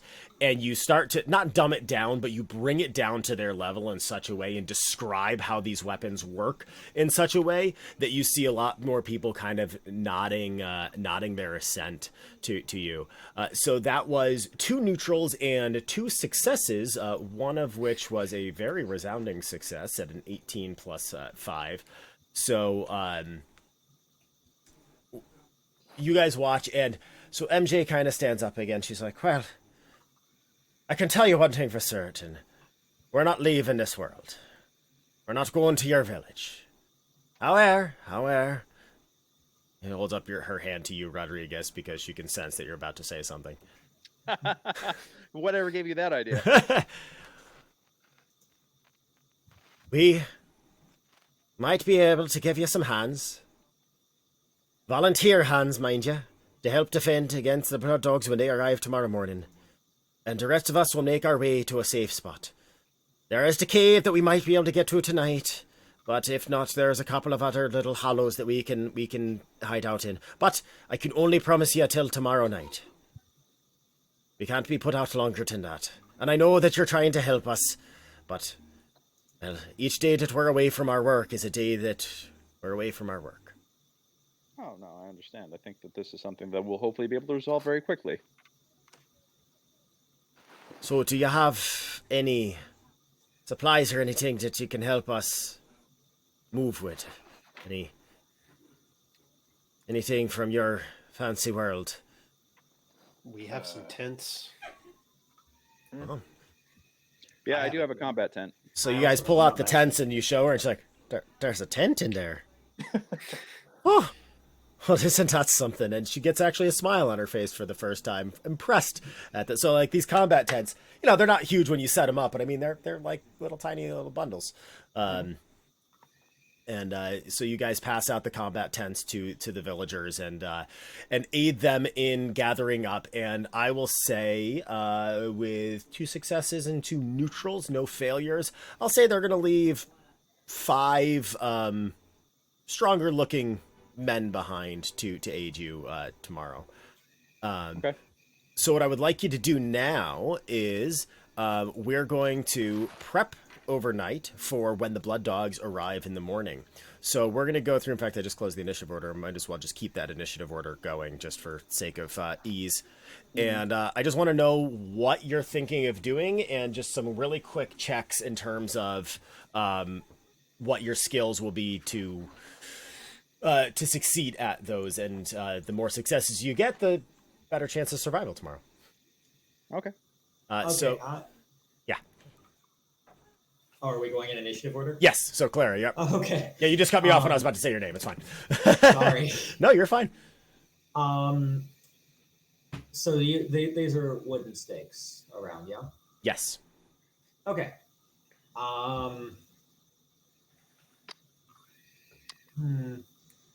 So, oh gosh, I don't know what this will be. I want to set myself up with a sniping position. I think the idea that we keep the fact that I've got an automatic weapon, I don't want them knowing about that until too late. Sure. I do know what I want to do. I want to use my time to, with a nature check, look for things that I can use to bolster my healing kit so that I can be ready to treat wounds. Absolutely. Go for it. Give me a nature check. 22, absolutely. So what I'm going to say is any of the healing checks that you make throughout the battle tomorrow are going to be at advantage. Nice. Fantastic. I'm going to pull up my notepad for that, so I can remember that. All right, so Bythel, what are you going to do to prepare? That's a good question. Unfortunately, we're a little out of my depth here, like as a character, because yeah, absolutely. So just to give you some ideas, like it doesn't have to be anything specific like that. It can be as simple as you're gonna go around and help patch up some of the palisades that are weakened, or at the very least scope out those areas to see where the weaknesses are. So you can use like perception or investigation for that type of thing, or hang on, let me look at your strengths and see if I can think. Actually, could we help with the allied people? Maybe like give them. Well, yeah, I was gonna say like, what's their morale look like? Like, are they like worried or? Oh yeah, they're definitely. I mean, William's not because. Well, yeah, he's probably drunk. Real quick, while we're doing this, I will be right back. Sure. Yeah. Please go. Yep. Yeah. So their morale is definitely suffering. That's a great question. Okay. In that case, I'd like to go about and like bolster their morale a little bit. I'd also like to like basically tell them like, take cues from Rodriguez, like, as you saw, like she knows what she's doing. Like, kind of if I have to lie a little, well, actually, no, I can honestly say like, we've never lost like somebody on like a mission and like you that can kind of honestly say those words, yes. And yeah, so I kind of want to like really get not like psyched up, but like kind of like ease their worries and like try to tell them like, it's gonna be like it's gonna be fine, and like, so long as like they like Sure. keep their heads down and like listen to Rodriguez. Like it'll be okay. Sure. So, Go ahead and give me a persuasion check on that then. Yeah, you see me go a little wide-eyed the more he talks. I was going to say or performance, but I mean, you're going to want to use persuasion out of those two choices. Ability once. Hold on, I want to see. Oh, we're taking a long rest too, so I'm going to be doing my thing again to yet again get advantage. Nice. Yay, that was a good one. 16. Yeah, so you definitely No, both. I'm at advantage. Oh, you're at 20. advantage. 20, Yes. even better. Sorry, thank you. So yeah, with a 20, yeah, you definitely like you see a couple of the people stand up taller and everything, and I will give them I'm gonna give them a +1 on all their attacks tomorrow Okay, Sweet. I'll take it. from that. A morale boost. All right, Rodriguez, who you shooting to boost morale? Yeah. Sorry about that. I didn't mean to be talking over people's stuff earlier. My wife You're was fine. talking to me, and I lost track that we were still in initiative. But You're fine. I am going to look for a sniping position. I think that for me, the key for us right now is that if he figures out that there are off-worlders here, then that's going to change the scope of this fight. He Sure. thinks he's coming in to bully a bunch of villagers. He's going to come in cocky. I want him to be cocky and not suspicious for as long as possible. Cool. Give me a either a perception or an investigation check. Your choice. Okay. And let me see. What is the better advantage for me?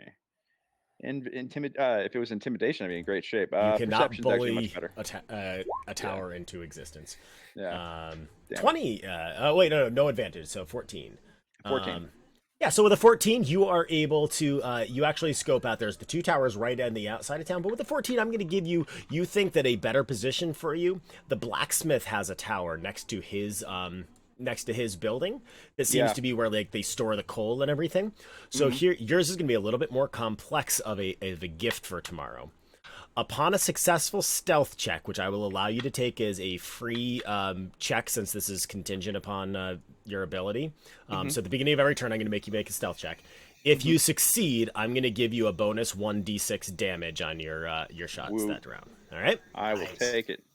All right. So I'm dead, right?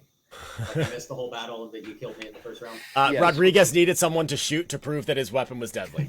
Yeah. Fair enough. Or her weapon, sorry. Well, I had one asshole come up and be like, I don't think that thing actually hurts people. And I went, oh, yeah? Bam.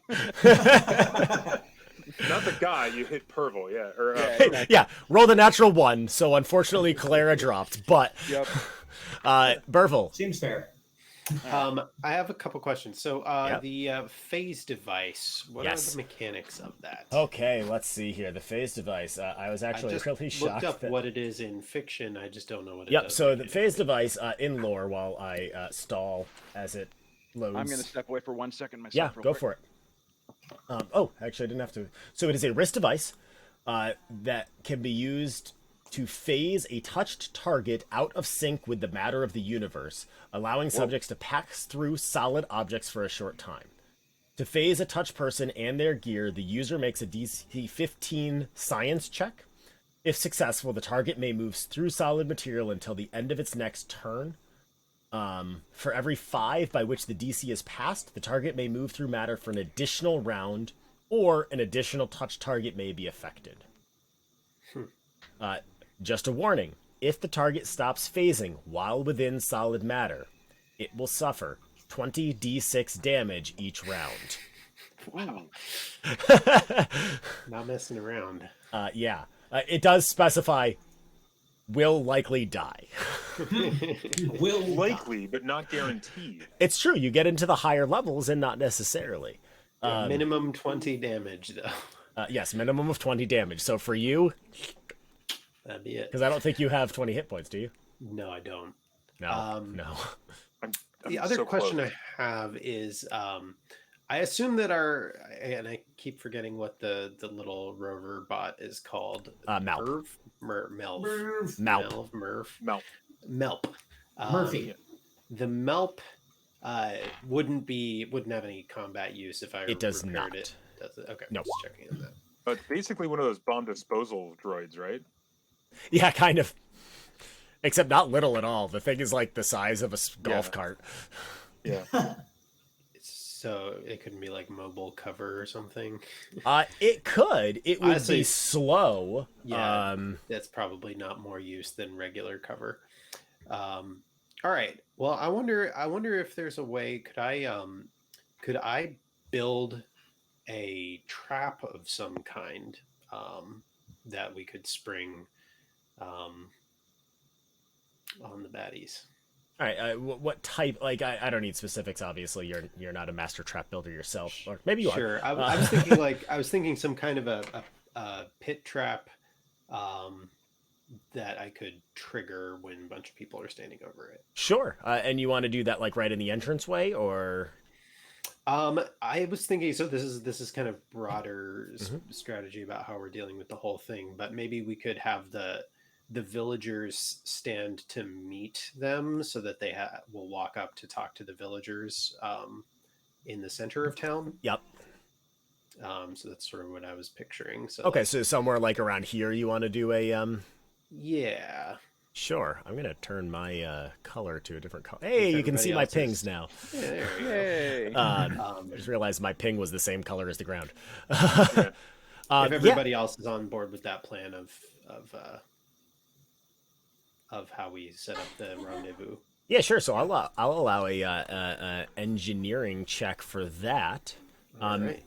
Before you do that, though, does anybody have any objections to you guys luring the people into the town before springing your trap? No. I don't have think any. That sounds great. I don't have any objections to that, other than the fact that it might lead to more property damage when everything goes down. But my slamping position actually is right on top of that pit, so that's perfect. Accurate. My bigger concern is what's the. I think that's a good idea, and I'm in favor of it. My question is what's the order of operation for tomorrow? Like, Well, what... actually, yeah, that's what I wanted to discuss too. Yeah. So before we get into that, real quick, Burb, why don't you go ahead and give me a let's get that engineering check? Looks like it's going to be a good one. Oh yeah. Oh, wow. So you get done, and you like stand up and you wipe off your hands. You're like, done. And Rodriguez is like, what did you just do? Like, it looks flawless. Nice. So very, very well done. So, and I will, because that is such a high check, I will also say that if in the next few minutes, as you guys are discussing your plan, you need to move that slightly to a different area, then I'll be nice and allow you to move that once as a free action. So that will be, let's call it a 4d6 damage for anybody who falls into it, a 10 by 10 trap. Woo, there you go. Right? I like that. Because I'm assuming that So- you put like spikes in the bottom, because spikes. Yeah. Sure. Well, I mean, I was going to say it's a tiger trap with actual tigers at the bottom, but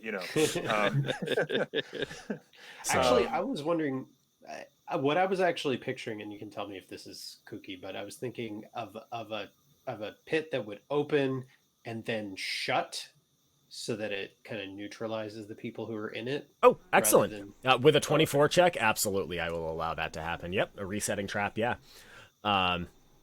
So I'll say you can trap effectively 4 people in it by if you allow it to reopen. So with the help of some of the villagers, you dig this deep pit. Like, they spend most of the night doing it, or most of the evening doing it, but I mean, it's probably like a 15-foot deep pit. And you craft that cover over it, and yeah, so with a 24, absolutely, I'll allow that. So this will be your trap, and we'll move that to wherever you decide in this next section. So now we're not going to act in initiative order for this next part, as you guys just discuss your strategy for tomorrow. All right, so obviously our medic needs to be out of sight, out of harm's way as much as possible, because I don't want you getting hit right off the jump off. But my suggestion is that we have someone from the town, and Bythel, I'm thinking it'd probably be you, to represent the owners of the device. We can give them a chance to talk, but that'll also give them a moment to be comfortable. And if we have to gun them down, then we do that. But I was actually going to ask if it would be possible for us to still talk with them. Again, it's possible, and I'm not saying this is the case, but it's possible he's simply eking out a living here because he can't get anything else anywhere else. We might be able to persuade him to fight. Not us, obviously, but in with us rather than. I was going to say, I imagine it'd be quite easy to persuade him to fight. Now it's a question of who. So it's possible, and if nothing else, I think I might be able to intimidate him into giving us a moment before all hell breaks loose. I'm gonna kind of like pat my stomach, kind of like knowingly. Okay, so we're gonna put you out to talk first, and then what's the signal to start popping shots here, if we have to? That's a good question. Because I'm not going to assume that I can hear anything if you guys are talking closely in the middle of the. You just want to give me like a hand gesture? Do you have anything loud? I have my Beretta, but I think you making a noise would be faster than drawing your gun and I shooting. could perhaps. What's that? Well, we do have flashlights. One of us could flash a signal, maybe 3 on-offs, 3 short bursts with the flashlight is the signal to. Well, if that's the case, if I have a flashlight on me and I keep it behind my person, I can always just turn it on. That would be a good signal. That's the signal to light them up? Yep. Yeah, I see what you did there. Use the comms signal? If I'm going to be intimidated, or if I'm going to be pretending to not be us, having a radio and vocal or a subvox mic might be a little bit too forward tech. So what I was thinking is you could give a subtle hand gesture to somebody who's watching nearby with a comm, who could signal over the comms to the others that the jig is up. So I will say, just add into your conversation, because you would have been military trained at this point, you do know that when you press the talk button on a walkie-talkie, on a comm, it does make a clicking kind of staticky noise, and those blips are often used for subterfuge type signals, for quiet signals. So yeah, actually, I could just keep a comm on me and trigger that for when we want to light them up. Perfect. So I think what we do is you do 3 quick dots. We'll do it Morse code style. Give me 3 dots to light them up. Give me 3 dashes to stand down. Okay. All right. Sounds good. So I have lined up 6 villagers that have stayed behind to help you. Where you want them? I would prefer them to shoot through the windows since there's no glass. So when I say, when you hear my boomstick go off, pop up out of a window and start letting loose. All right. So, I mean, everyone obviously goes to bed for the night, but I will say, knowing where you guys will be, I will set people into buildings. And I'm going to position myself here behind the fountain, because I feel like that's a good easy access point to, if I see someone go down, I can run to them. Is hiding in the tower feasible? Yes. Okay. That's where I'm going to position myself. So my actual question for Burble then is, do we want to put the trap like out this way, or do we want it somewhere else then? I think what we should have is like, you should be standing on one end of the trap so they come to you. Okay, so then we do want them inside then? Yes, I think so, because with that, everybody will be able to pop up through windows. And then if Burble's in one tower and I'm in the other, then this right here should just become the zone of death. Yeah. You know? All right. That being said, I think I might actually go into this building. Because I can still see out, but you don't want to stand in the zone of death. You don't want to be in the center of everything when it all goes up. And Bythel, what you need to do is, as soon as you launch those 3 clicks, you just get the hell out of the way. All right, have an escape, have a line of escape ready to go, because we're gonna unleash hell. So, are you still happy with where the trap is? I think so. Okay. Yeah. My next question for prep then as well is, do I have any like Jaffa / Goa'uld clothing? Yeah, I would say that you have a dress upon you that is very system lord is not the word I'm looking for, but like lesser Goa'uld. Okay. Because your background as a spy would have you be ready for that type of thing at all times. Okay. In fact, I would imagine you even have possibly not a working one, probably not a working one, but one of the Goa'uld hand devices that they have. Yeah. The jewelry. In fact, definitely not a working one because I ain't giving you that. It's a model, really. Yeah. It's an infinity gauntlet, except daintier. Yeah. It's missing all the gems though. Replace the batteries. It's just the gauntlet. Yeah. Okay. In that case, I'm definitely going to be wearing that. I think what I'm going to try to do tomorrow is try to appear as a like an emissary, like of a lesser lord, and then possibly reveal myself to be that lesser lord if I need to, like, give us a second to let him up. So that's my plan. Sounds good to me. All right. Any other preparations before we start fast forwarding to the next morning? All right. I think, are we in agreement that when the shots go out that we want to hit the big guy?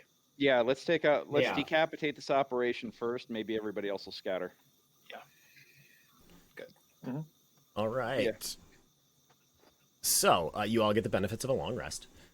Woo! So whatever that means for your specific characters, I know some of you actually have some stuff happen then. I mean, nobody's dead, but I could bring them back to life if they were. Oh wow, that's pretty awesome. A pretty good power. Yeah, we have a festival to Nox, and then somebody comes back to life. That's Cool. pretty so amazing. we could have killed one of us just for fun. This is how awesome we are. Bang. Hey guys, how's breakfast? That's a sentence I didn't expect to hear tonight. All right. Yeah. I'll re-up the +1 armor on Rodriguez. All right. Rodriguez, have you? I would actually like to put in a request for that. Actually, yeah, let's do that. Yeah, give it to him because I've got cover. Yeah, me too. So yeah, I will instead modify Bythal's armor to be +1. Right. Give me just 1 second. I am just placing some things. Absolutely not terrifying things, right? No, not at all. Never. I would never do that to you. And just making for sure that cover in this system works the same. Yeah. I think I had something that actually impacts cover. No, I think that's on the printed version, but not on this one. Oh, it might be a later level thing. Okay. Because I noticed that like the diplomat also has like things they get for like 2nd, 3rd, 4th, and so on.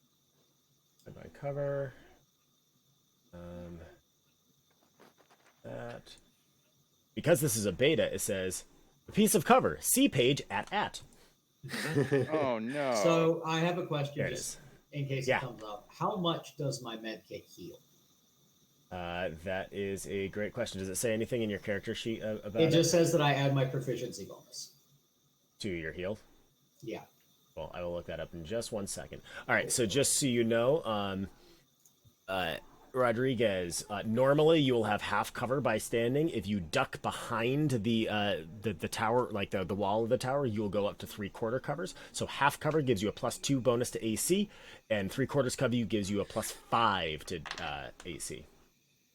Okay, so a +2 and a +5, and then I'm assuming that I know that this staff could probably take out my cover very quickly if I linger too long. That does seem like a very intelligent assumption. Yes. Okay, so I know that if I don't drop him first and quickly, then I might have to hightail it. Yes. Copy that. Let's see, first aid kit. All right, so I'm aiming right for the tattoo on the dome. I'm just saying. I'm just looking up the first aid kit. I'll try to slow it down for you. It sounds good. Tranquilizer dart to the butt, then bullet to the brain. Well, I mean, if we've got him tranked, do we have to? I'm just gauging how much paperwork I have to do here. I mean, my sedative is not that strong. Oh, okay, cool. I would also just like to say I'm fairly certain taking a prisoner of war is more paperwork than an after-action report and use of firearms report. Fair.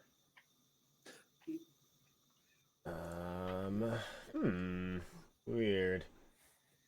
I'm gonna say, so I'm not seeing a note of it in here, and it could be just I'm not looking at the right terms.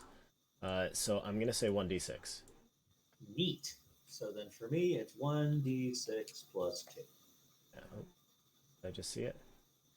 I did not. I'm sure I'll find it like right after. Yeah, as soon as the stream ends, you'll find it. Yeah. Yeah. Cool. That's All okay. right. I like a d6. A d6. Yeah, I think a is d6 good is fair for a first level character. Yeah. Because I mean, I was thinking like a base healing kit in D&D is 1d4 is what 2d4 plus 2.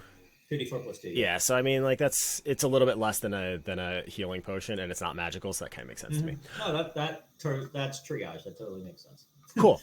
So the night passes, and as the morning comes, you all get into your positions, and the villagers are clearly nervous, but you guys manage to reassure them and get them ready, and everyone is in their positions, and they all have their bows ready to go.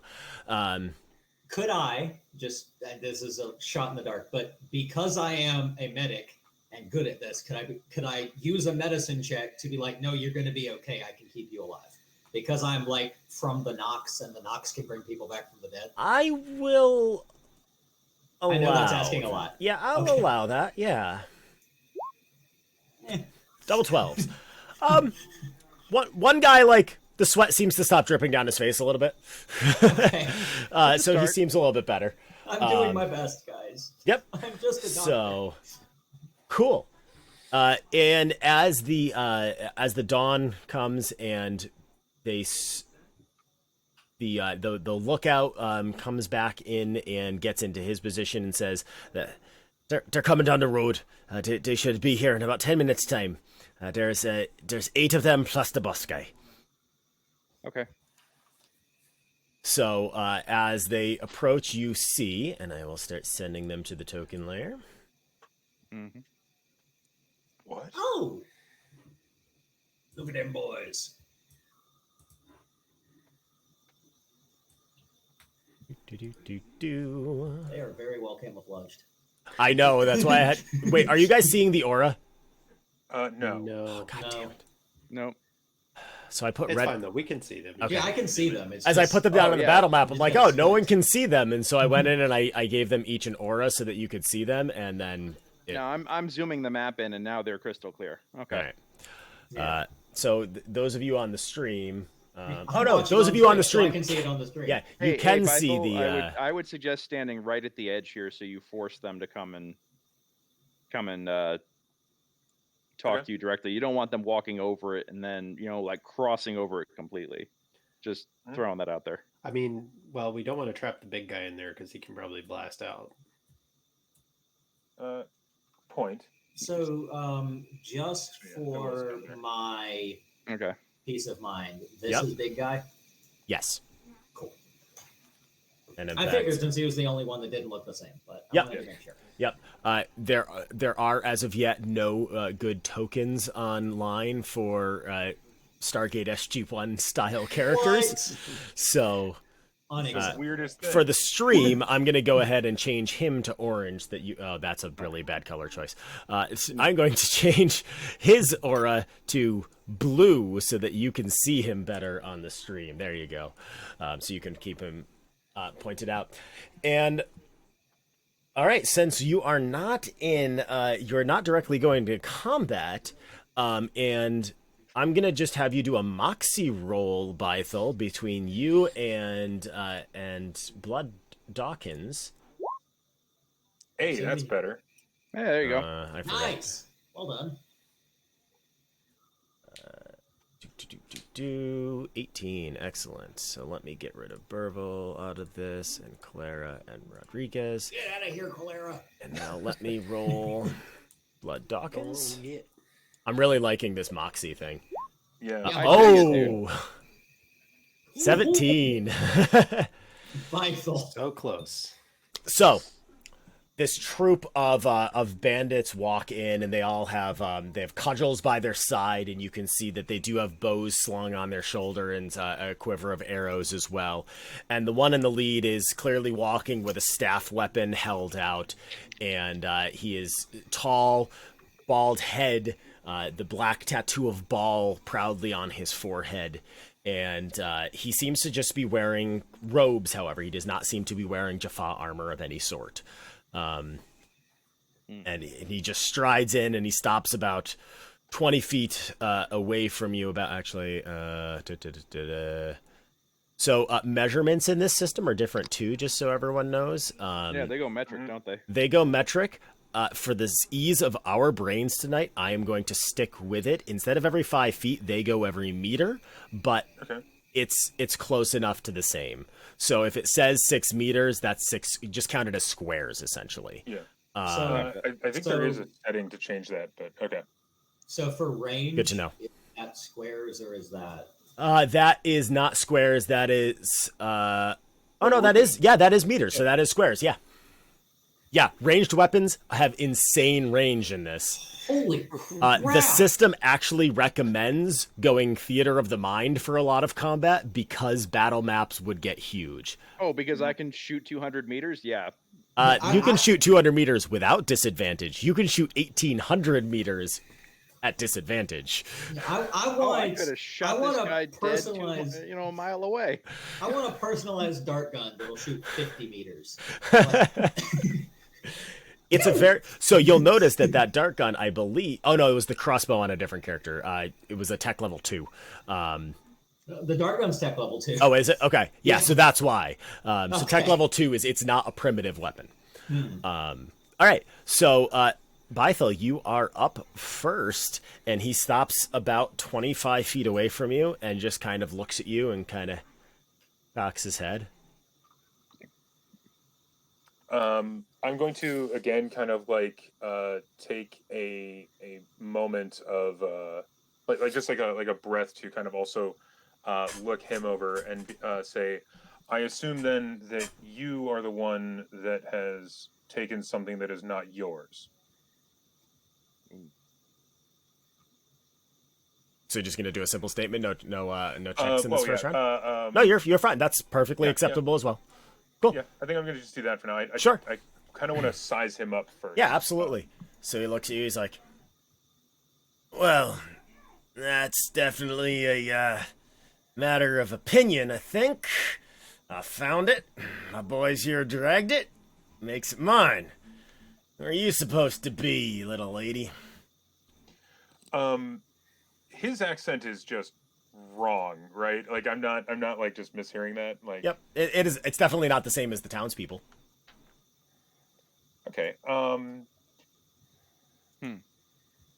That's interesting. I mean, I kind of figured that, but all right. So I'm going to kind of walk a little bit around the fountain, kind of like paying it a little bit of attention, as if like I'm thinking something over with what he said, and I'm just going to look back at him and say, I'm curious as to why you're here on this backwater planet, and see how he responds to that. I actually like to make an insight check. Sure. Quick question for you. Are you speaking, or is Bythel speaking, or is Masta speaking? Currently, Bythel is. Thank you. Oh, God. That's not good.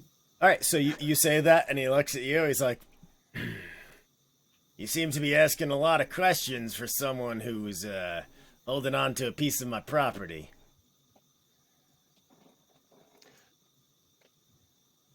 I assume you're talking about the primitive device that is, in fact, mine. Raises an... Oh, go ahead. Sorry. Oh, sorry. No, I was just going to say, how does it that you found yourself here outside of your... I'm trying to think about what would be the best in-game word, not like direct superior. whatever the gold word for like Yeah, system was. I get what you're going for. I'm not exactly sure the word off the top of my head either, but I know what you're aiming for. Yeah. So he raises his eyebrow. That's for me and my god to determine, not likes of you. So, where's the school teacher? Did she got my information for me or what? I'd like to interrupt him actually when he Sure. goes like, "Where's the school teacher?" I'd like to kind of like say, "You are not talking to some of these lesser beings," and I'd like to flash my eyes. Cool. At that point, partially because I want to see if he's going to react in fear, or if he's just going to like outright get hostile. Sure. Go ahead and roll so- an intimidation check for me there. Okay. And I will actually... actually, no, I think charisma actually fits really well for this intimidation check. Okay. I usually modify intimidation checks because charisma so rarely fits in my mind. But no, this one really is. So a 12. So yeah, your eyes flash, and you see his eyes, like, they dart to the sides a little bit, and he gets a little bit nervous, but your insight was pretty low, so he doesn't look terrified, like he's not running, and he's not shooting. But it's not what you, and this is just as a Tok'ra, it is not what you expect a Jaffa to do when confronted with a Goa'uld. Yeah. Either a free Jaffa or a subservient Jaffa. By free Jaffa, I mean the rebellious ones. Yeah. It's actually the name of Sorry, the I'm taken a bit aback by that because I'm not sure what to make of that, like in game. Sure. So if we're all watching this, can we make insight checks as well? Yeah, absolutely. Go for it. If you would like to. There's a person down there. Yeah. I'm just, all I'm doing is watching, thinking about how good it's going to look when I put 3 through that tattoo. I am paying attention. Calera, 20. This person has never seen that happen. They've never seen eyes glow before. That's what you read on that face. Huh. This was a new event in this person's life, and that's what that look was. Interesting. We have a faker. Yeah, possibly. Not that I know that yet, but And I Neither don't does think Rodriguez. I don't necessarily think that's something that I would want to risk the sanctity of this mission or the safety of these people to let him know. There. But I'm going to tuck that away. Yep. So yeah, after I kind of do that and see his reaction, I'd like to kind of continue the statement and see. So tell me how it is you find yourself here, taking a position that is far above your station. I don't know who you are to tell me who my station is, lady, but I'm getting a little bit tired of all this. So why don't you just bring me my property, and I'm not going to have to make your torso disappear. And he just kind of, he doesn't level the weapon at you, but he kind of like drapes it down from a upright position down across his arm in a more ready position. I'm going to lock my weapon onto his head. Sure. Yep. You're not in combat just yet, unless you want to be, Bythel. I am also going to kind of prepare my trank gun. I'd also like to take my shotgun out of whatever holster I have in and just put it to the side so that Absolutely. when tranquilizing is no longer an option. Absolutely. And for the record, everyone, I do go by 5th edition rules, which is switching a weapon is a free action. Fantastic. That's what makes you a great GM. Because I have done that ever since 3.5, because I just didn't want to track that crap, to be honest with you. The drawing weapon rules is just... Yeah. I never... You just made all of my players very angry, but... I'm sorry. It's rules as written in 5th edition. Yeah, no, I mean, that's fair. So let's see. He's not once normally. per round, by the way. Once per round. Yeah. Okay, so he's now threatening me. He saw my eyes glow. Correct. I think at this point I'm still under the assumption he's a Jaffa. Okay. He's I'm going to click 3, and I think that's going to be combat. All right, so let's go ahead and roll some initiatives, please. Let me clear the combat tracker real quick. All right, combat tracker is clear, so go ahead and roll your initiative for me.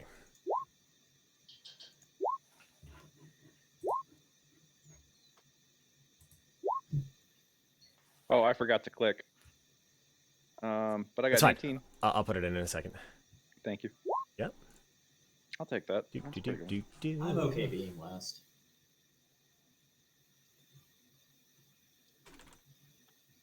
Where are you? You got an 18. So you, Rodriguez, what is your dexterity score? My dex is... Come on, character sheet, load up, please.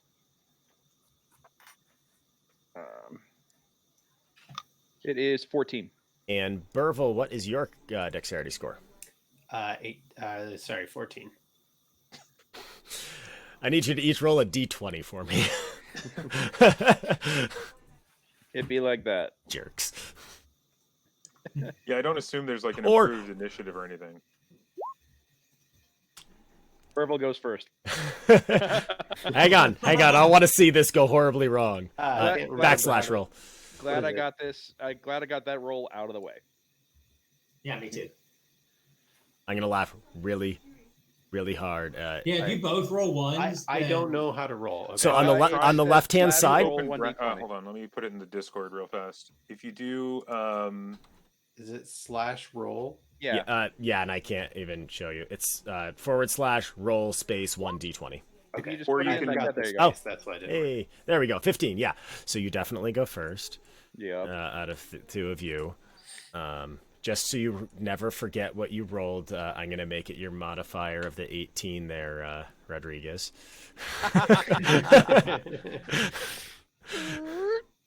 And, all right. I get to go first this time, but I'm going to say that he is not expecting, he's expecting that he is in charge of this situation. So I will say that he is going to actively take the dodge action. Okay. Because he's wary of combat, but he's not thinking he's in combat. Burble.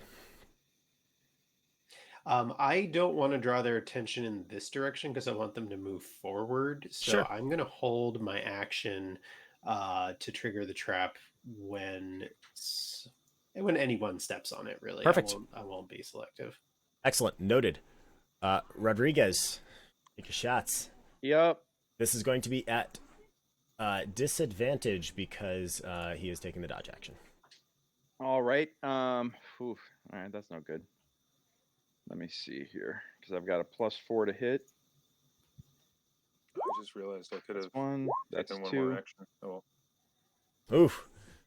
All right. So unfortunately, a 10 and a 7 are both going to miss. Did you take 2 shots or? Oh no! I'm sorry. I forgot that it automatically rolled. Yeah. Twice for me. So either way, a 10 does miss. 10 misses. So Okay. Yep. If not, this would be a very, very short fight. All right. Just have to check. Yeah. Cool. Oh, and I forgot to do my stealth check too for the. Yes, you did. Go ahead and do your stealth check. Yeah. Because that's gonna also help. 9. Okay. Let's get these bad rolls out of the way, man. I know. Just get him off my chart. seriously. Let me just. So I need 1 critical on this guy, and that's the game, so you know. So you guys hear a crack, and a puff of dirt just explodes right next to this guy, and he is now on full alert. Bythel, you are up. Okay, I'm going to draw my Beretta. I would also like to, at this point, activate my inspiration. Sure. So everybody now gets 1d6 points of temporary hit points. Very nice. Woot woot. Love that. Yeah, I really like. I think the flavor stuff in these classes is really well done. Nice. Everyone gets. I'm going to let you all use Bythels. I'm going to be really nice. Thank you. Everyone gets 6 temporary hit points. I don't know if that's the way they want it to be done, but I'm feeling generous right now. Okay. So quick question: is he holding it like the staff like a Jaffa would, or No. Okay. Yeah, like he's holding it like he knows how to use it, but I mean he's not holding it like he's been training with it for 75 years. Okay. I'm going to at this point then try to like, as strange as this sounds, we have now shown that he is now like possible. There's more people here. He's on like the disadvantage. I'm going to offer him the ability to like surrender, kind of like Sure. I'm basically just going to say like, You're saying that my miss was a warning shot? exactly. How dare you? Yeah. How dare you? If you want to do that, I will allow you to make either a persuasion or an intimidation check at advantage, with the warning shot as giving you the advantage. I'm going to make it's a little bit worse for me, but I'm going to try to make an intimidation check with Sure. him. I'm going to tell him to lay down his arms, and that he will not. I still think he's a Jaffa, so I'm going to. I'm guessing he's. See, the problem is that I'm not sure if he's loyal, or because it doesn't sound like he's. Yeah, no, you know what? I figured it out. He's clearly a guy who's just in it for himself, and like as a Jaffa. So I'm going to tell him to lay down his weapons, to surrender, and then I'm going to demand that he and I'm actually going to say this as Masta as well, with like my voice deep and the eyes glowing. That if he surrenders properly, then perhaps his suffering will be quick. So you guys see as Bythel brings out the Tok'ra voice, and the voice goes deep and echoey, and her eyes just glow in anger. And wow, guys! Wow. And she's doing like all these really cool things. Yeah. And my guys are like, nah. And she demands that he lay down his weapon, and this is why the social stuff's anyway. Yeah. Well, I mean, I read a thing that was talking about how like it's not my failure to be convincing, it's my failure to convince him, which makes me feel a little bit better. Yeah, no, absolutely. Like you swear that you hear one of the villagers whimper a little bit. Still got it. But he does not lay down Everyone his else weapon. pees their pants, That intimidation or not intimidation, the inspiration, was that an action, bonus action, just a free action? Hold on, let me double check.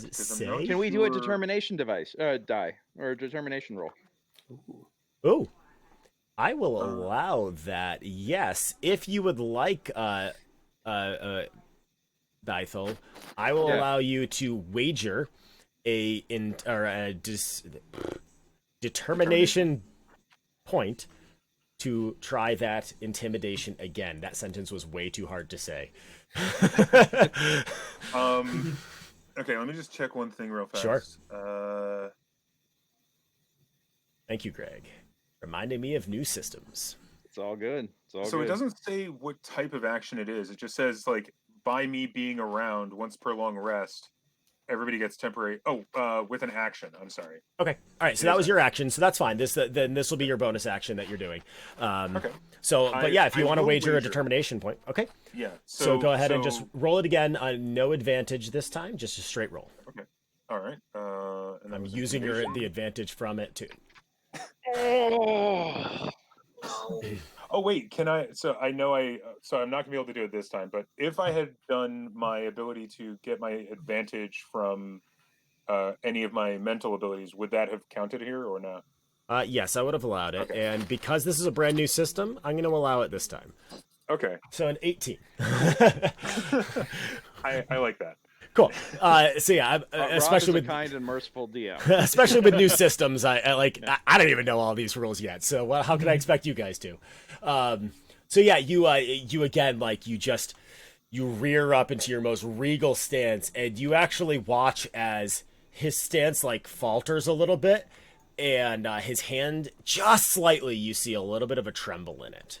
You expect it might affect his next shot with that. Okay. That's good, because I'm currently out in the open. All right. It is now these guys' turns, and the first thing that happens is, so this archer here, because you did so well on your stealth check, sees where you are. Damn it.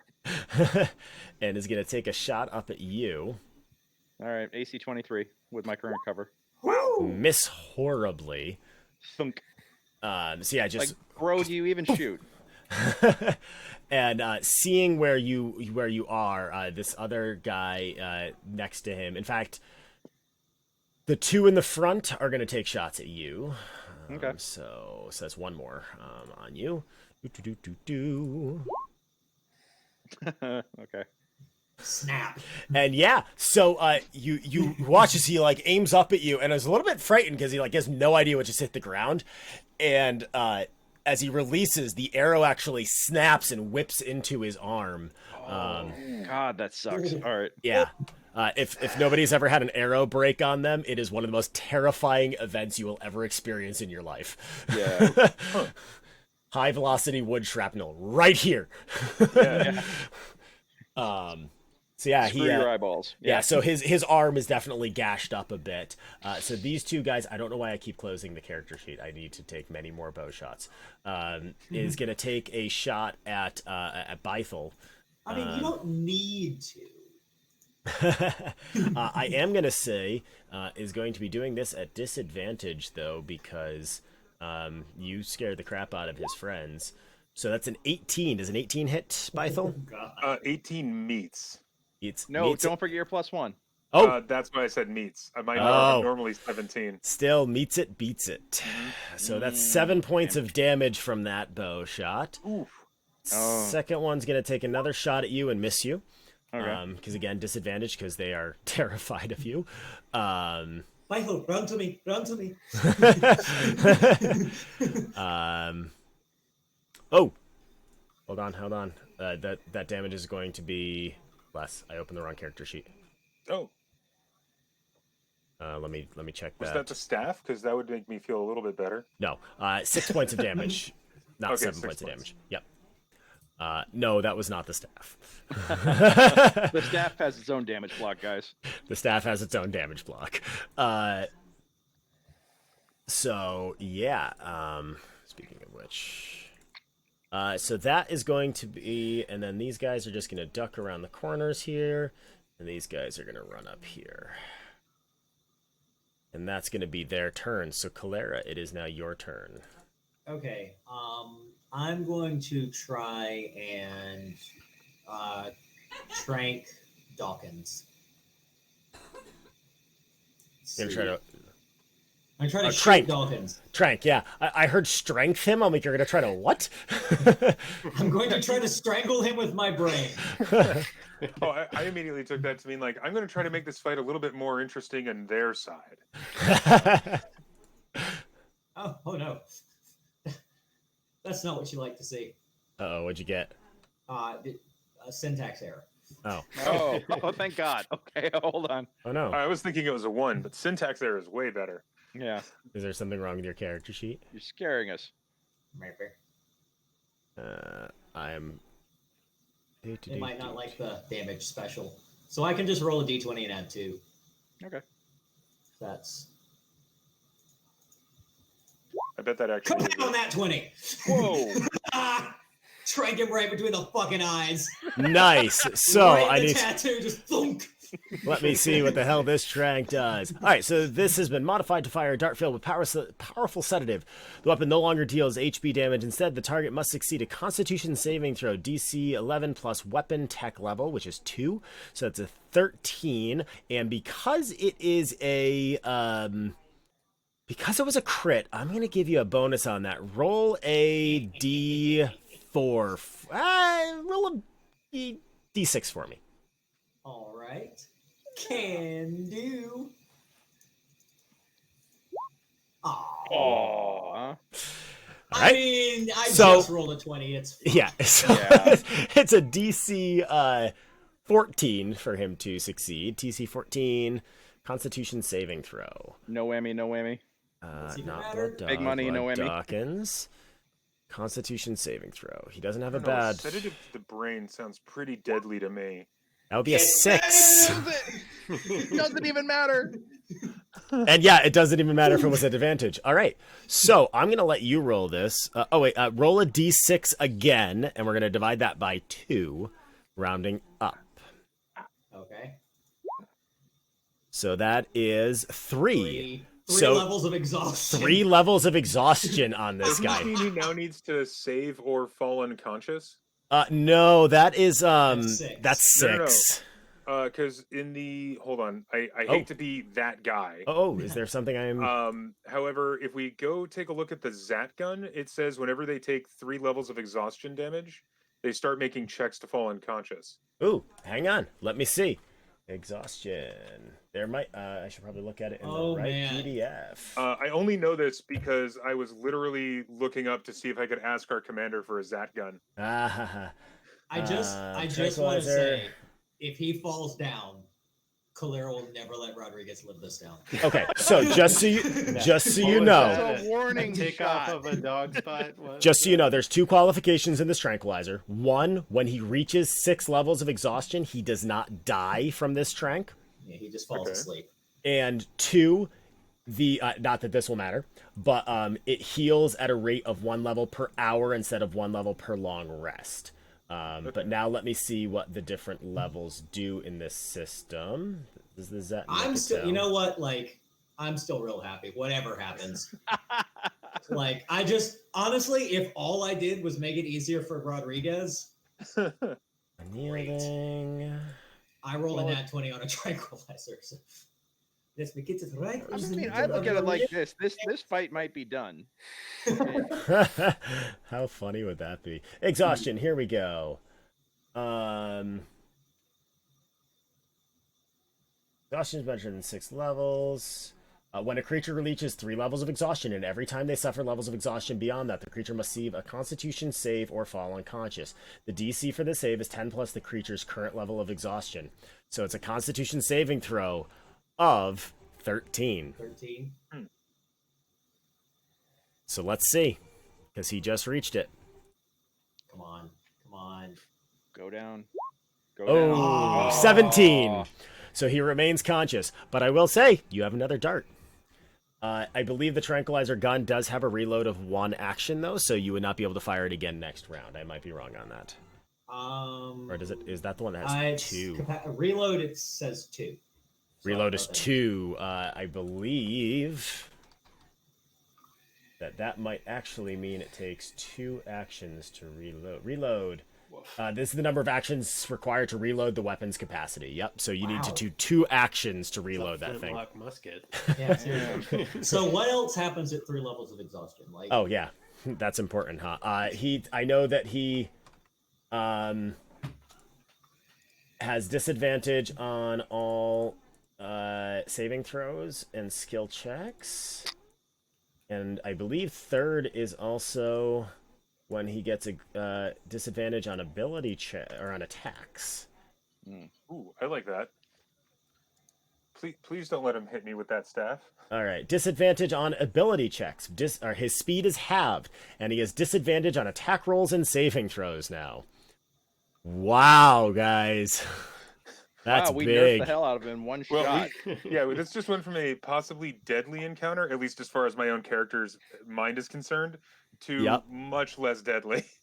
Sorry, sir. Please stop shooting my friends. All right. So, I didn't even have to look it up. It's actually right on the character sheet. Apparently, exhaustion is pretty common in this this game. Oh boy.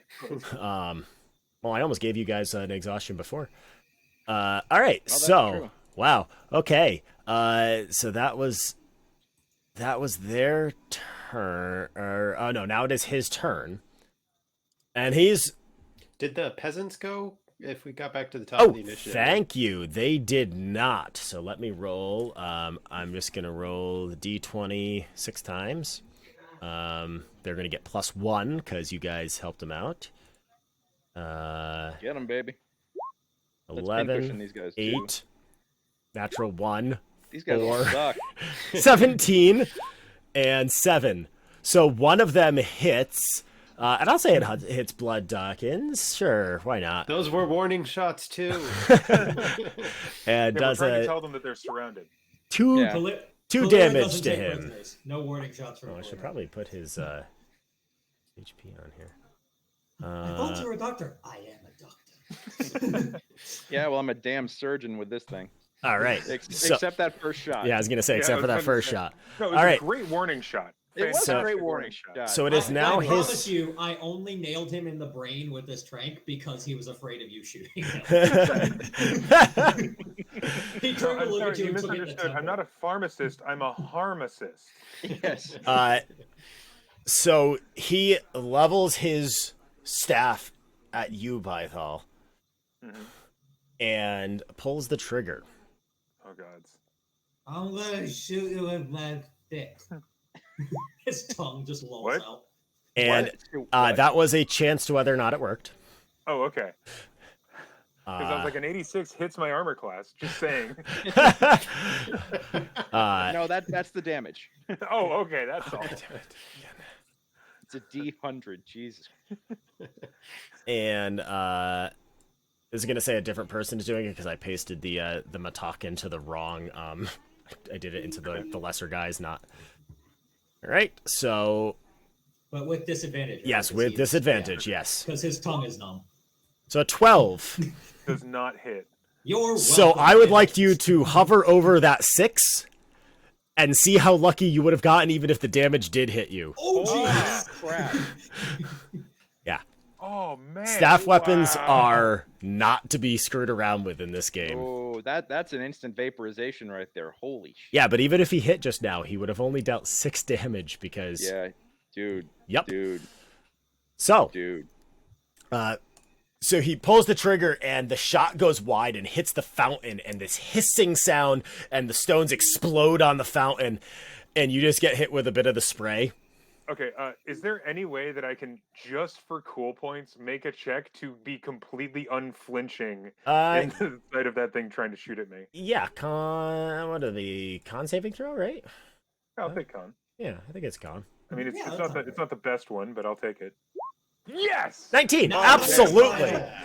I'm proud. So of you you. just With stand an there. arrow in your arm. You stand there, just Yeah, damn, dude. you reach up and you just take a piece of stone out of your hair and you toss it aside. Stone With eyes cold. glowing. And Yeah, with your eyes glowing and an arrow sticking out of your arm.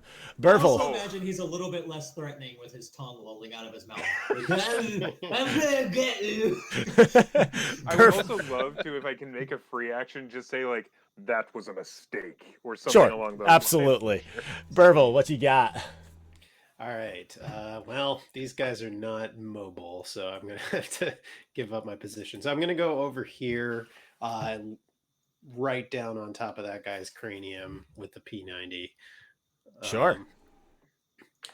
So how does the automatic shot? I What does that do? believe that just means that there's no reload in between. Okay. All right. I'm going to look it up to be sure, though, but I don't think it affects. So for a minute there, Burville, I thought you were gonna say you were gonna move closer to that guy and just like reach out through the wall and like just Sam Fisher, like knife pull him back in. No, I think I'm assuming I'm pretty high above him. Yeah, I assume so too. Oh, Oh, No, interesting. that guy's head just disappears. So, this weapon may fire multiple bullets as one action, expending 3 or more capacity. For every 3 capacity the weapon expends, the attack deals plus tension dice damage.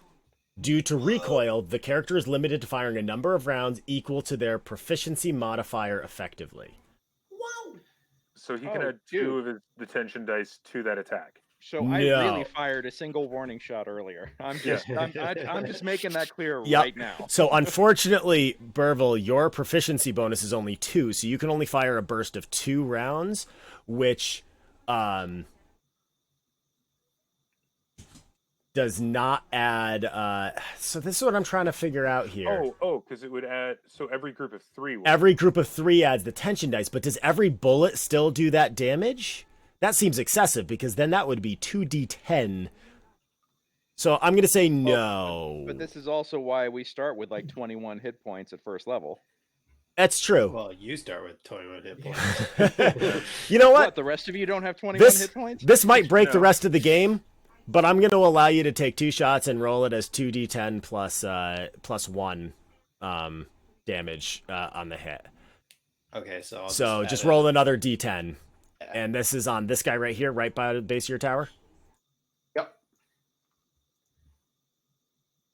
Just one more d10 for me. Ha, nice. Oh, God. Yikes. So does Yep. he drop with 18? Oh, yes, All yes. right. So just lean over the edge, and just So 2 can I- shots right down through his skull, and he just slumps to the ground. Nice. So but that's the whole shot is all on him. I can't Yes. shoot another person. Yep, Okay. because it is a fast burst. It's an actual automatic weapon. So All right. Cool. And then I'm gonna assuming I've got some kind of a barrier here. I'm sort of drop prone. Yeah. after taking the shot. sure, absolutely, yeah. So that'll give you full cover. So that's +5 to your AC, and because you are prone, you are also at disadvantage for ranged attacks. So, yay, and All right. and a double 12. So they might know you're still there, but good luck hitting you with disadvantage +5. Yep. Rodriguez, you're up. You can take a burst of 2 if you want. Same Yep, thing. and I did my stealth check to see if I get my extra d6 for my. Oh, that was your stealth check. was Sorry. my stealth Let me see here. I don't think their passive perception is that good. Let me take a look quick. Oh, it actually is. So you will not get the extra damage. You needed 1 more. Oh. Ooh. Elements. Okay. Hey, I'll give you the advantage roll from that. Oh. Yeah. All right. Well, I'm firing off my 2 shots. All right, perfect. So yeah, that's 12 plus only 7 from the second one because I'm not going to give you that +2 bonus on both of them. So that's still 19 points of damage. Who are you shooting at? Boss guy or I'm this taking guy? boss guy. Boss guy. So that's still 17 points of damage on him. That is 19 points of damage because I can math. It's fine, guys. I'm not in school to be a rocket scientist or anything. Cool. So that's your action. Got any bonus action move? You happy? No, I'm just gonna. I think what I'll do is I'll just duck back down. Sure. Absolutely. Yep. Bythel, up to you. Okay. So the big guy's still standing. He is definitely looking wounded. I would hope so. For the record, wounded in this system is what 4th edition used to call bloodied. Oh, gotcha. So he's at like under half, right? Or is Under it half, quarter? correct. Yeah. Okay. Yeah. I think what I'm going to do then is I'm going to take a. Well, he's clearly refused to surrender. Very clearly, yes. He So tried to take I your am going everything to off. Try to shoot him with my Beretta then, All right. and hope this hits. So I'd like to point out the continuity of like calmly toss aside this rock and take out a gun. I assume it was with the other Like hand. this. So I'm trying to think if there's any reason you would have gotten an advantage from that, No, and there is not. I'm not even going to ask unfortunately. for it. Although I will take a movement action to Sure. just very calmly walk to say. Actually, no, I'll just walk to here.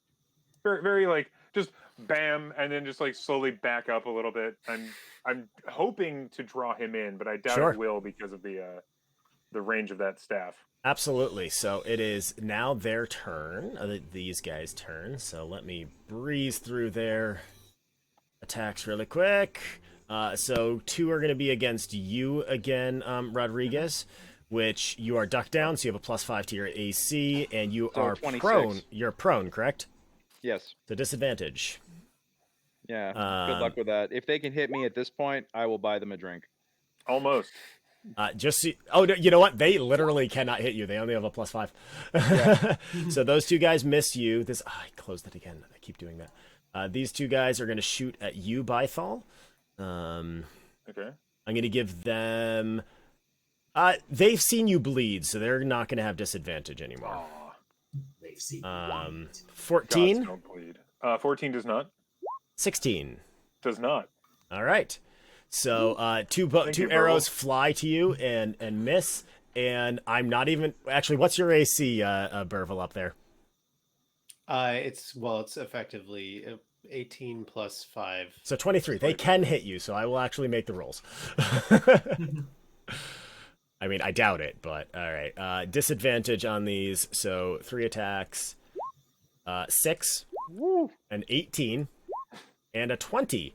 So very close, but no cigar. So arrows are just like raining over your head to no avail. Calera, you are up. All right. On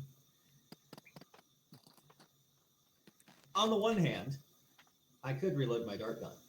On the other hand, I could just pick up my shotgun. What's the effective range of a shotgun? The effective range is, I believe, It's 10:30, so Yep, I'll be so- taking disadvantage. But Okay. I mean, hey, buckshot still hurts at range. it's true. Why not, right? You don't want to get hit with it. Wow. Because you said that was squares. Yeah. Yeah, so I'll that be is at squares. Disadvantage. Yeah, so you'll be at disadvantage. Yep. So, oh well. 7. So you take the shot and you take off the other side of the fountain. And you hear one of the villagers go, I built that. I'll help you fix it. I'm sorry. So if it has a reload of 1, can I reload it now, or do I have to wait till my next turn? Reload of 1 is 1 full action to reload it, but I think it has more than 1 shot in it, doesn't it? Doesn't it 2/ something? No, it has 50/ something actually. Yeah, it has 50/ something. You're fine for a little while. Oh, you have a freaking Yeah. Eva I have a 8 combat rum shotgun. shotgun. Yeah, Got it. it's got the barrel on it. Like, Let's Yeah. try this again then. Yeah. Allow me to Nah. retort. well, you can't. You still don't have 2 shots though. You don't have 2 attacks in a round, do you? No, Yeah. So, and the 9 still wouldn't have hit anyways. that's okay. All right, so it is his turn, and it's fine because you're going to be very happy with this because he is not thinking straight. So he's going to walk forward. Yeah, but I don't have a hell And now I know that you said that you could trigger it, but the way that I understood it also when you were building it is that it would be triggered if people just walked onto it. So I'm going to give it a chance. I'm going to give it a 75% chance of triggering. And I'm going to roll a D percentile right now, and I'm going to tell you it's going to be high. So anything over 25, and he is going to fall in. All right. Yeah. They really want him to fall in. Welcome to gravity, bitch. So he walks out onto this trap, and you can see like his feet are heavy as he's walking. He is not feeling good at all, and he falls, and he takes. I'm gonna say, what did I say? 46, right? I think it was Yep. 4, yeah. I was feeling really generous then, wasn't I? He just lands on the tranquilizer dart. I mean, it and was, did it roll in was that. 24. So 11 points of. Believe it or not, he survived. So you hear him go, "Ah!" and he falls, and the door goes click. And his men just kind of look around like, That's how we do it at Phoenix Squad. Burville, you are up. All right. I'm gonna pop up and shoot the other guy who's near me. This one here. Sure. Where's well, Captain, it looks like you're going to get your prisoner. Well. So 13. Unfortunately, 13 does not hit. my? I could Ooh. fix that. I'm Well, actually, just hang on. Let me confirm that. But They have do really I get low a AC. second shot. So no, it's the same Okay. the same stream of All right. bullets. Got it. I was wrong. 13 hits. Ah. Oh, there you go. It's him it wouldn't have hit. Them it hits. Okay. So 5, roll me another D10 for that damage. You got a chance to kill this guy outright too. Yeah, you do. No kidding. Exactly the right number of hit points. Awesome. He had 14. So yeah, just another so your engineer is showing up, your marksman just and this guy just drops. I'm just sitting here going like, I'm never gonna live this down. Let me put, I'm never gonna live this down. Well, I mean, to be fair, you set up a sniping perch with a fully automatic weapon, so maybe that wasn't the best decision to do anyway. But I work with what I got, man. I'm just saying. So Rodriguez, it is your turn. Oh yeah, and they don't see a damn thing. No. 21. No, they do not. So you get your D6 extra damage. Oh, And I am going to grant you advantage on these attacks or on this attack because they're a little startled now because that dude's that chick's eyes were glowing, and 22 hits. So that's 8. Roll me a D10 plus a D6.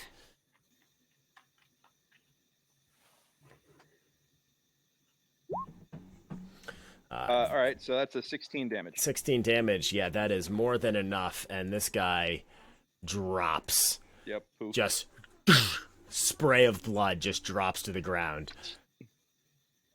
All right. Bythel.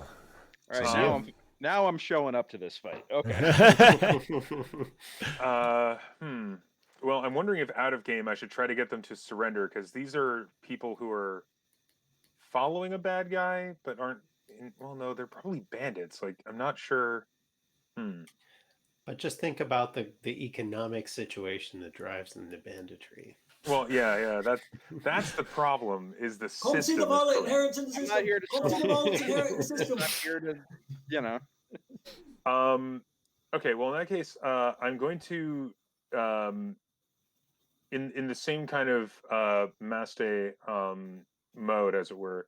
Sure. Tell them to drop their weapons and surrender, and if none of them comply, like look like they're going to comply, I'm going to fire at one of them. Sure. Give me an intimidation with advantage. Okay. 13. 13? Let's see here. Let me take a look at their stats because they're kind of dumb. They're not I mean, that Rodriguez dumb. got to kill a guy, so combat's over, guys. You're muted, by the way, I think. I'm just saying. I finally got to. I'm good. I got my fair share. So of blood, I will say so. these 3 in front Okay. do drop their weapons. Okay. Oh, because the other 2 probably didn't see my eyes glowing and all that. Right. That's what I'm going off of. Yep. Okay, so in that case, I'm going to move to here. Okay. I'm probably also going to drop back into Bythal. Sure. Just because I don't just want to walk around the corner with a bunch of like guys that are spooked with glowing eyes and a deep voice and just have them fire at me immediately. So Yeah, that seems fair. That seems fair. Since you have not taken an action, since that was just a bonus action to do your intimidation, you can use your action to do a dash if you want and do a second movement. Oh yeah, sure. Since I know you're trying to get somewhere. 1, 2, 3, 4. And I don't want to 5, play until next 6. week. Well, my plan is to get to these guys and basically tell them that like it's lost, surrender. But I'm not gonna be able to do that this turn. Cool. Yep. It is now their turn. And Allow them to retort. So these guys are just going to like they kick their bows away and they just kind of drop to their knees and the classic. Okay. Please don't fuck with me. Excuse me. Sorry. Yeah. Sorry, Twitch. I keep having to watch my language too. It's fine. Yeah. My personal stream is not friendly to children. Yeah. It's all right. Let's see here. These other ones around the corner are going to take some shots up at Burville because they've been so successful so far. 21 does not hit. Nope. And a 14 definitely doesn't hit. You made me drop a crit.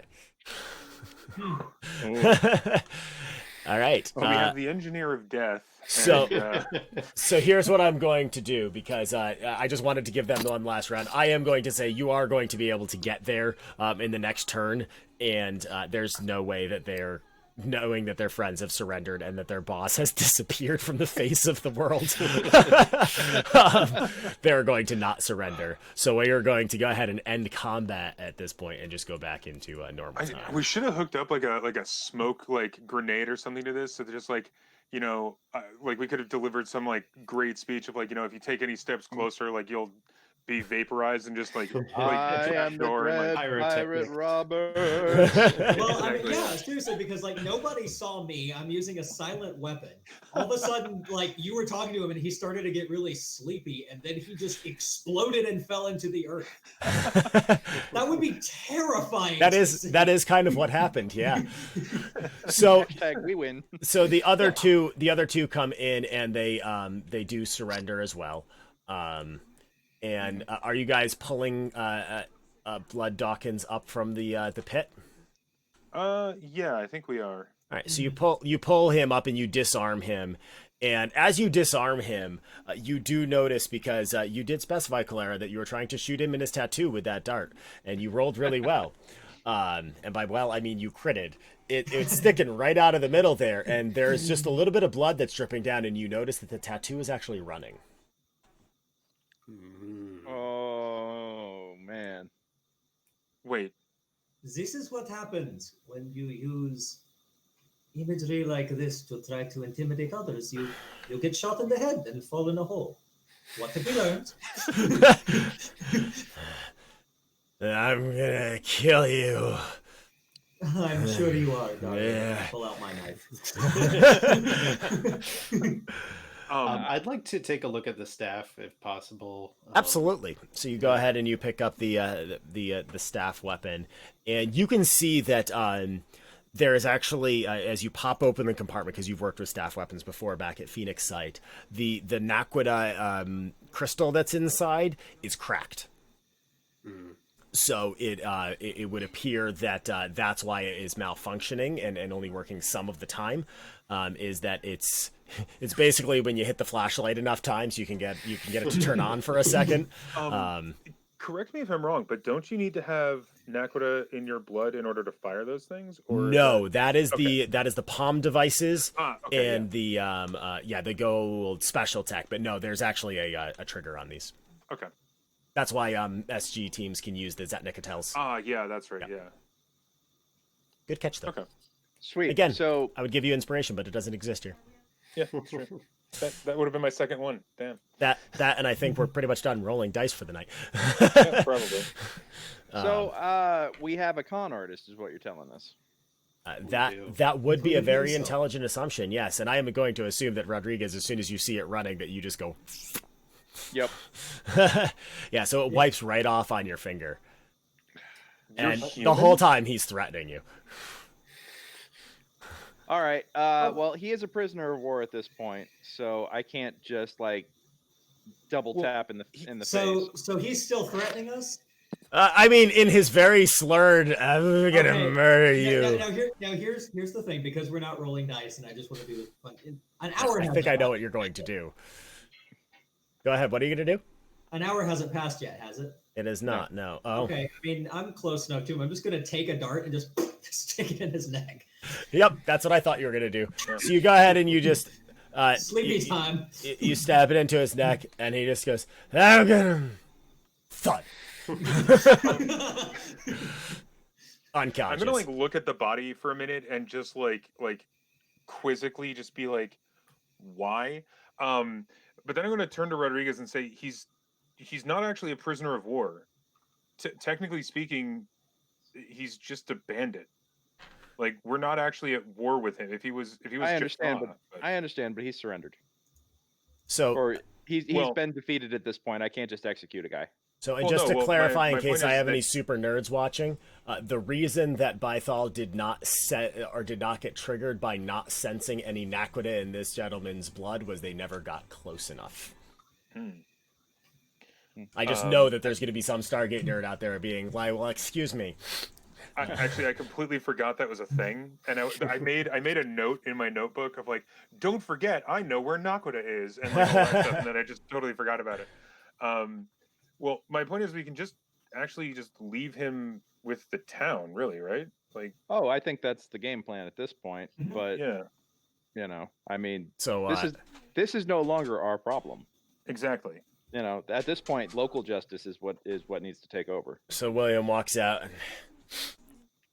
So I'll just toss him in the jail then, eh? All right. Grabs him by the scruff and just drags him across the town square. Watch out for that hole.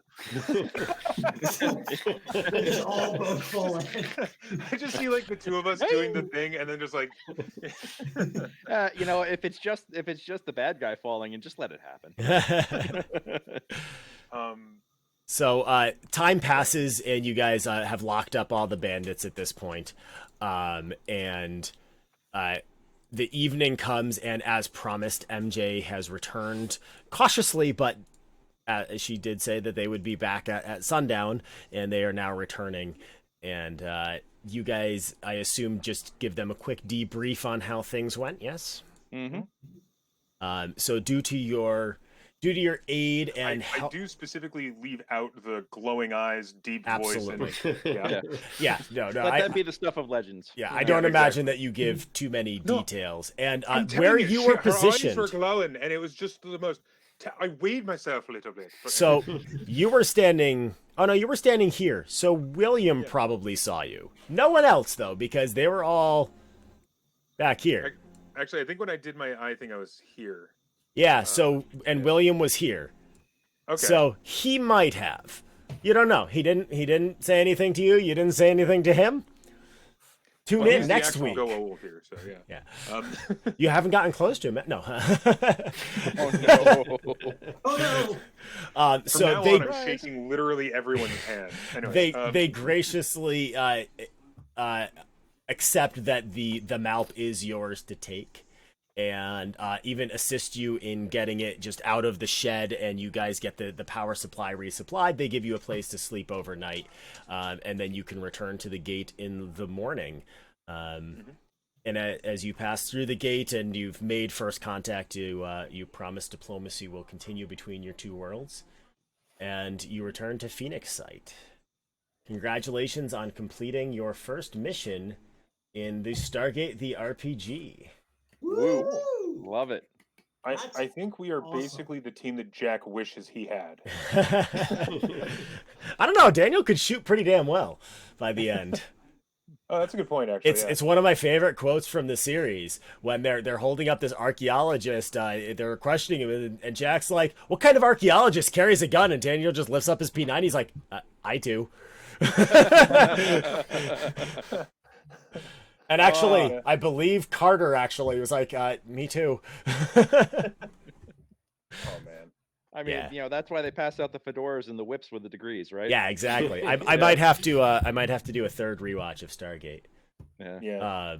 So Dude, yeah, this was awesome. Thank you guys so really much. Like I really love what they do with the system, with the moxie and the determination. Yeah, I'm really liking the system. It's solid. I can't wait to learn about it more.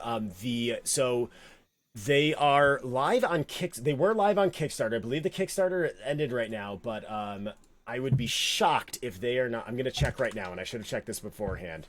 But I would be shocked if they're not accepting late pledges. And you can pledge in just as simply as getting a PDF of their rule books, all the way up through getting a couple of different books from them, including a special edition leather-bound one, and that's shiny.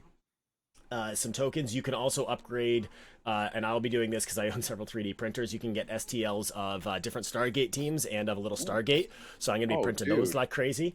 Let me see. Late pledge now. Yes. So if you go to their Kickstarter, which you can just look up Stargate SG1 role-playing game on Kickstarter. In fact, I will put that in the chats of the stream right now. Give them a nice little plug.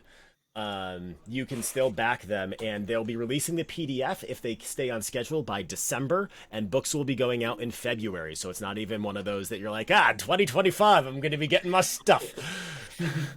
I have so many things coming at the end of next year because when quarantine started, I just started browsing Kickstarter. Yeah. Yeah, me too. Yeah. I'm not going to name names, but I have bought like gaming books on Kickstarter and got them several years after they promised I would have them. Yeah, but when it arrives, then you're like, hey, free stuff, because I mean that money's long gone at that point. Yeah. I will say though, I do like the games I got, but anyways, no, this is actually really cool. I like this a lot. The Moxie is interesting. It's really cool, and this was, I believe, a crude way that I did it to implement it, just because I've never dealt with it before. But I can really see GMs really fine-tuning the Moxie system and really having a lot of fun with it. Honestly, I could see SG teams playing and never really firing shots if that's what they want. Oh yeah, no, I mean I feel like this game has got such a great emphasis on the social encounters and being able to make that work. That's fantastic. Yeah, so I'm really liking this game. Something I'm excited about is they're releasing a living campaign, which That's what I was Wizards has just done in about the to past. say. I'm so excited for Oh, that. dude, I'm totally down for that. Yep. So when that starts happening, I will be starting up a live stream running that, unless somebody else wants the GM, because I'll totally play too. But that's several months from now, so we'll deal with that then. But yeah, so thank you all very much for joining us. You can find us over on mastermindadventures.com.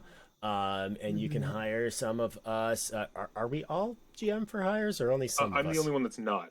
Okay. I believe. I'm not. No, you're not. Okay. So you can hire a few of us as GMs for hire to run your games for you, if you so choose in these times. I hope you had a good time watching. We definitely had a good time playing, and we will see you next time. Please keep an eye out on the Twitch channel. But thank you all so much. Have a lovely night. Thanks. Night. Bye. Bye.